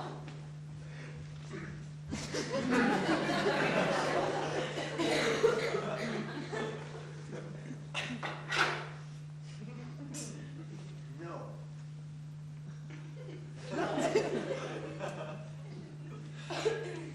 Not. It is a custom more honored in the breach than in the observance. Got a nice laugh there. Not bad. Amazing. Amazing. Gordon Page, Hamlet, amazing. Well, perhaps if you weren't upstaging him at every opportunity. I am not upstaging.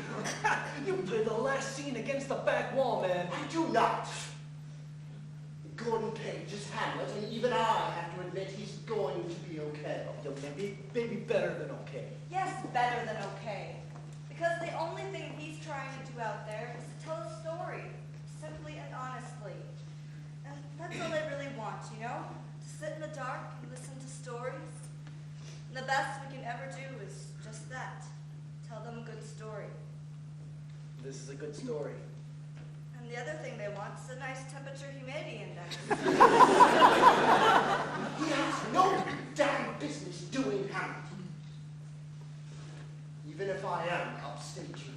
Look, my lord, it comes! Angels and ministers of grace defend us! To be or not to be, that is the question. To die, to sleep no more.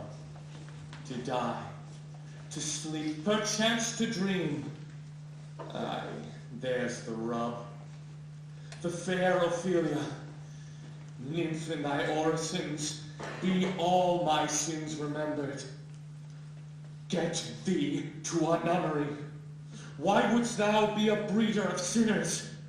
Go thy ways to a nunnery. Go! Oh, what a noble mind is here o'erthrown. Speak the speech, I pray you, as I pronounced it to you. trippingly on the tongue. Nor do not saw the air too much with your hand thus, but use all gently.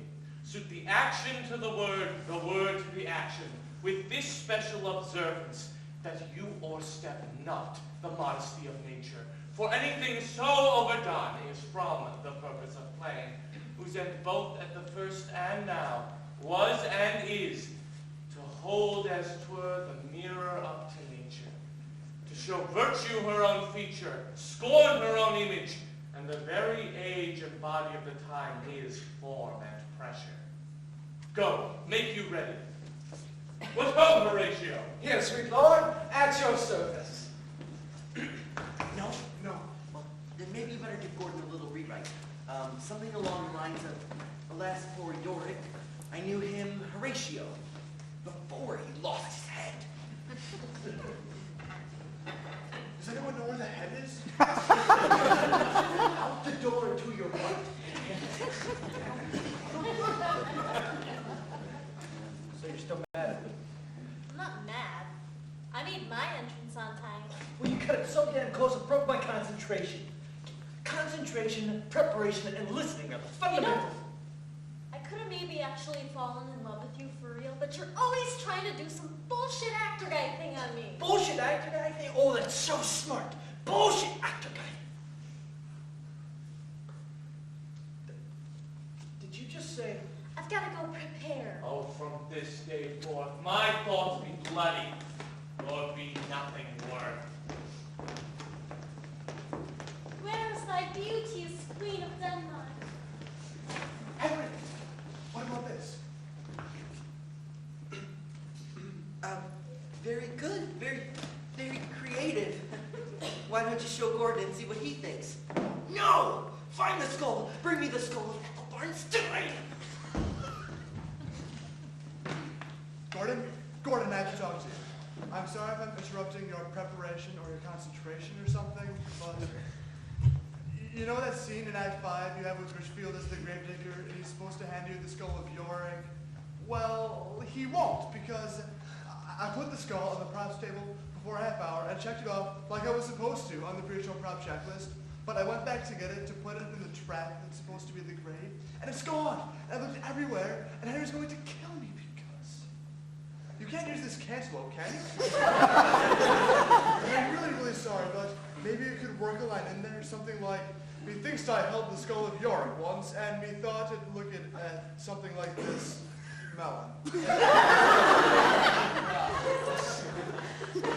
Richfield, have you seen the skull? It's in the trap. It's in the trap. In the trap? Put it there myself before the show. Always check your own props, my boy. When I did Howie with Thornton in our town, well, of course, all those props were imaginary, but I was checking them, etc. Oh, and by the way, very nice work on that skull. Very realistic. Every time I see it, it reminds me of someone. Yes, very nice work, Brown, very nice. Yes, thank you, Brown, thank you. Now, where's my thinking right here? Come, Susanna, old girl. A pickaxe and a spade, for and a shrouding sheet.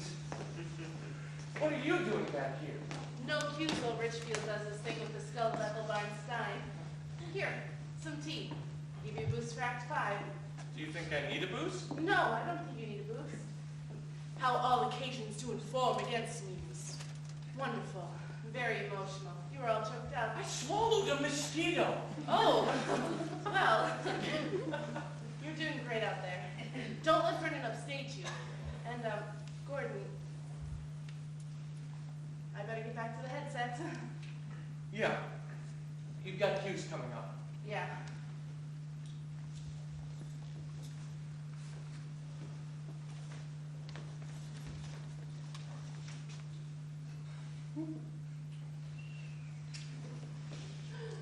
The tea was just an excuse. That's what I really wanted to do. Have a good one. They're listening out there. THI over MFR. What? Daisy's theory of audience involvement. the temperature humidity index divided by the mosquito frequency ratio. Yeah. I just wanted to say it sounds okay up there. Yeah, it does. Thank you. Don't thank me. I just wanted to say you sound okay up there. Okay? And I will stay a couple steps downstage in the last scene so you can take the stronger, the upstage position. I mean, the name of the play is Hamlet, for God's sake. See you out there. Yeah. See you out there. Anon, what is he that builds better than the carpenter? I exit at a moment whilst thou consider this. Gordon, the skull's not in the trap, not in the trap. Why, the grave maker. His houses last till doomsday. Daisy, have you seen Ethel? I mean, the skull. Have you seen the skull? The skull is Ethel's. No, of course not. I didn't say Ethel. I said Ethel. Yeah, Ethel. Fermenti locus. It's Latin. The place of decay, the grave, the skull, FL. You're a little bit too clever for me sometimes, Gordon. I found it. Where was it? It was under the barn. But you put it there in the trap. That's what it was supposed to be. Ron, put it back in the trap. You can't put it in the trap. The scene started already. I'll put it in the coffin. The coffin goes in the trap. You can't put it in the coffin. The scene with the skull is before the scene with the coffin. No, the scene with the coffin's before the scene with the skull. No, the scene with the body is before the scene with the skull, which is before the scene with the coffin. You found Ethel? Where was she? Under the barn. Ethel was under the barn. No! FL. Fermenti locus. Right, Angela? FL. Oh, right. F.L. Gordon. Here. Jack, you take it on with you when you went. I can't take it on. Ian, sneak it out there. Carmen, you do it. No, wait! Here for one. I'll throw it over the fly. The cat's on. Gordon, we're all already here. Hath this fellow no feeling of his business that he sings at grave making? Oh, the pickaxe and a spade, Get me a skull from where it has lain. Ethel? No, of course not. F.L. F.L.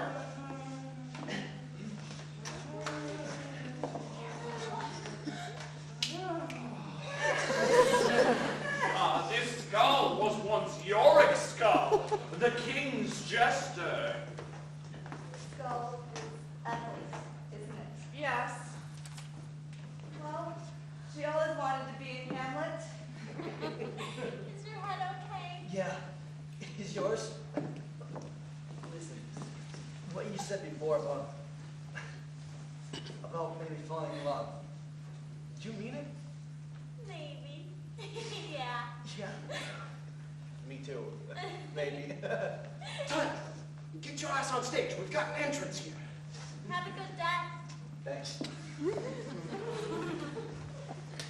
Everybody ready for the last scene? Oh yes, we all get to die by poison now. Isn't it lovely? Poison leaves so much room for acting.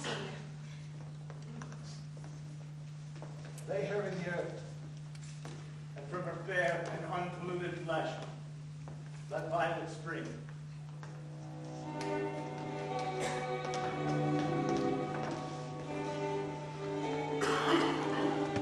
Here, thou incestuous, murderous, damned Dane, drink off this poison. Follow my mother.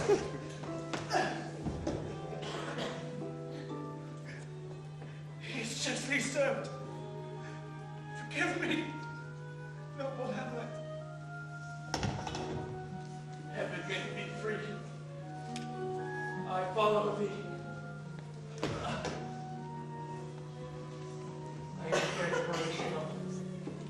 Thou livest. Port me in my cause a right to the unsatisfied. Oh, I die, Horatio.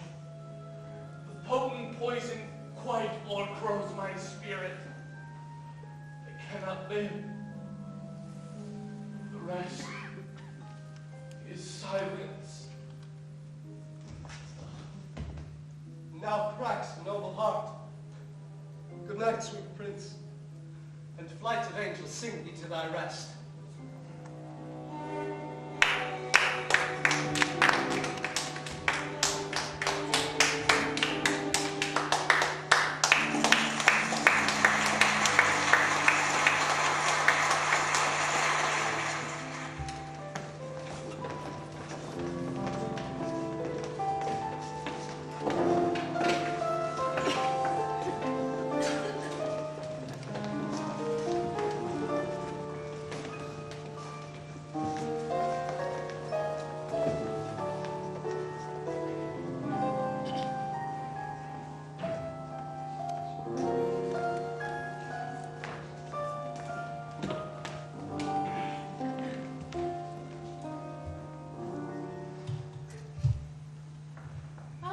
Another All Lang Syne night. How many does that make for you, Angela? I don't know. I've stopped counting. I don't know why we have to get up in front of the audience on stage and sing that stupid song. Like we just did, closing night of every season. Because everybody has gotten up on stage, and everybody has sung that stupid song every closing show of every season for 67 years since the theater started. That's no reason. That's the best reason. Well, I think we could use a change. So do I. Both of you two weep like babies from the first note. And just because you two cranks are embarrassed by honest sentiment is no reason to toss a 67-year-old tradition. You need a drink. And come to think of it, so do I. Henry, is that, Yes. Well, I thought I would take her to the closing night party. Henry! She's my date. Henry! I haven't had a date in a number of years, and neither, for that matter, has Ethel. You did very well with the pencils this season, Sarah. I was very pleased with that. Efficient. It was a very efficient system. Efficiency in the service of art was my watchword. Well, thank you. I appreciate it.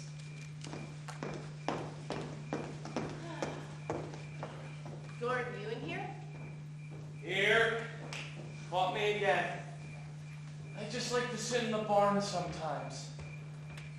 It has a completely different feel the moment the last show is closed. Come on, let's go to the party. Will you dance with me? I don't dance. We'll see about that. Oh. Is Gordon out here? Yeah, he's waxing nostalgic with the mosquitoes. I just wanted to thank you. No, thank you. You did good work this season. Thanks. I'm sorry about Charlie's aunt. Yeah, me too. It was pretty funny. I mean, not funny like it was supposed to be funny, but funny like when you think back on it a few years from now. Funny. You want to know the really funny part? You'll be dining out on stories of Charlie's on 30 years from now. People will ask you about it in actor bars and green rooms from coast to coast. It'll be legendary. Except he'll be a lawyer. And it won't be legendary in Wall Street law firms from river to river. And when he tells it, they'll smile and nod, but they won't understand. Pretty soon he'll stop telling it. And after a while, he won't remember why it was funny. You have to be on stage to really understand. You must be Charlie's aunt. Me? No! I have to get my kick from the dresser. So, Columbia Law. When do you start? End of September, I guess. Yes. No, I'm sure I'm going. It's ironic, though. My agent called the other day.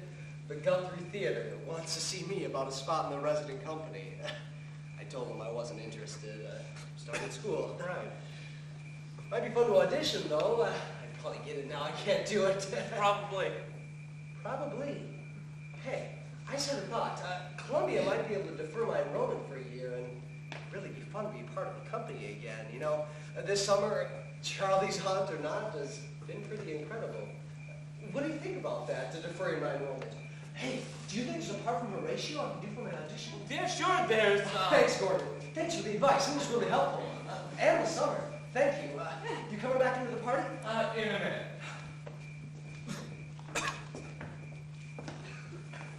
You know, if you put air conditioning in here and kept the damn mosquitoes out, it wouldn't be so bad. about for next season? I don't know. I haven't given it much thought. What with? Well, what about Strindberg? Dance of Death, maybe? I've always wanted to play the captain. Or an Ibsen. I've got this killer concept for the lady from the sea. Well, you see, Barbara has this thing about Ibsen. Really? That's a great idea, Gordo. I bet she would sponsor it. You know, I bet she just might. If you were the one to ask her. Well, she's inside the party right now. Tell her it's by Henrik Ibsen, the same author as Peer Gynt. And make sure she knows it was you who directed Charlie's On. That'll clinch it. Thanks, Gordo. Thanks. So, what about for next season? You'd want to come back. Well, I don't suppose I'd get the Happy Camper Award. What this damn barn grows on you. It's the smell. What? It's the smell that grows on you. Grease paint. Of the barn itself, old wood, slightly musty, maple leaves. Candle smoke. Mildew and bug repellent. 200-year-old cow shit. Flop, dear. Ethel always referred to it as flop. Look who's here. Where have you two been? I think they've been up in the prop walk. We were checking our props. Oh, dear. Not again like your kid. Tyler. Gordon, we need to ask you something. What? Well, I don't suppose it would work. I mean, with the schedule and all, so I wouldn't even bother you. We want to know if we could get married in the barn next summer. Oh my goodness! Oh, wonderful. Holy shit. It's just wonderful. A wedding in the barn again. I can't remember the last time we had a wedding in the barn. Do you remember, Sarah? I think I was blacked out. Daisy. I remember. It was Gordon and Sarah. That must be why I was blacked out. Wait, I've been working with you two all summer long, and I didn't know you were married? Were married. Not anymore. Divorced. For 3 years. 3 years and 4 months, 9 days. Gordon, what about the barn?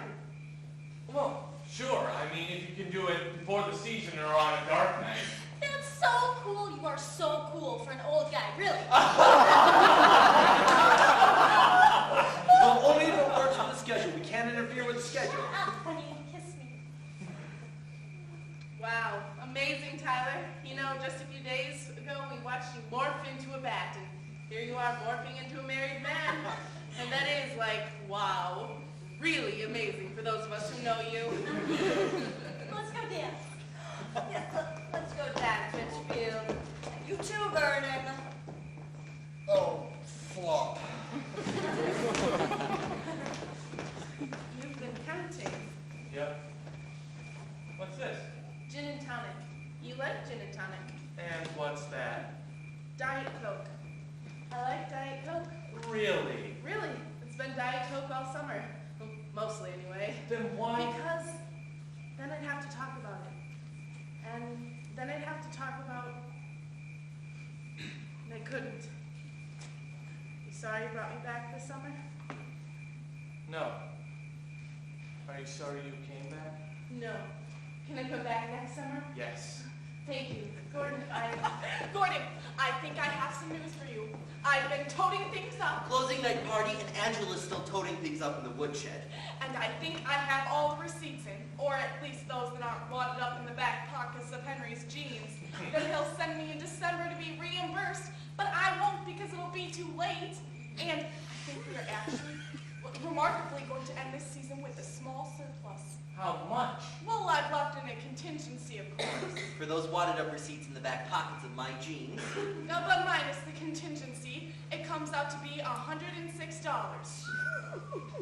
Which means we have no cash to start next season. So the earlier you can make your call to Mrs. DeMartino. Dear, female. Oh, God. We still have the fjords, Gordon. A little touch-up, and I can make them into the Alps. Oh, Angela, Gordon, Barbara DeMartino. Yes, she certainly did. What? Well, Barbara deliberately dumped an entire bowl of crab and artichoke dip on Susanna's head. Why on earth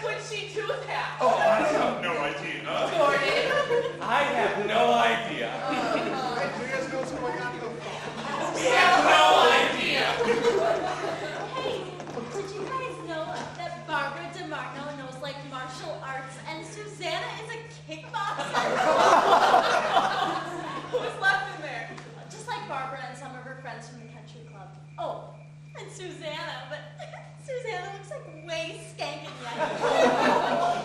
Well, shut the barn doors. Maybe they won't find it. Wait, maybe they won't know that we're in here. Turn off the lights.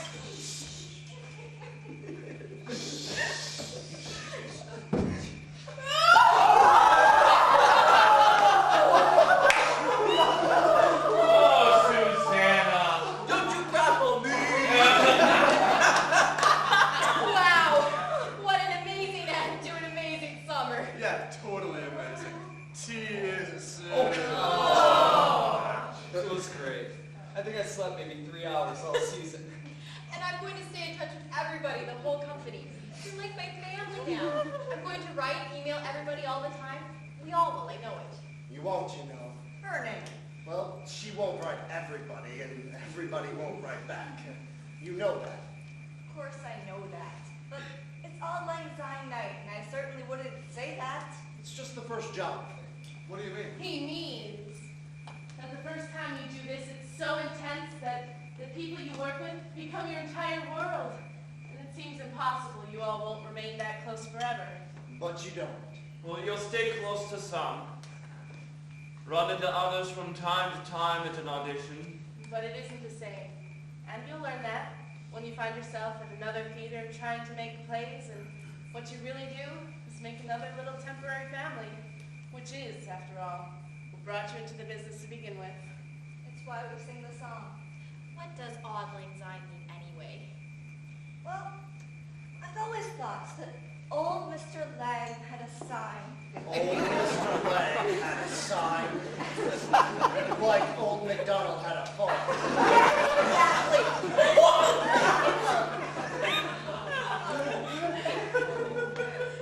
It doesn't really matter. It's sweet and sad, and we sing it together. And I love the way how Sarah takes the harmony at the end. And it's about old acquaintance. And friendship. And not forgetting. Telling stories in a barn on a summer night.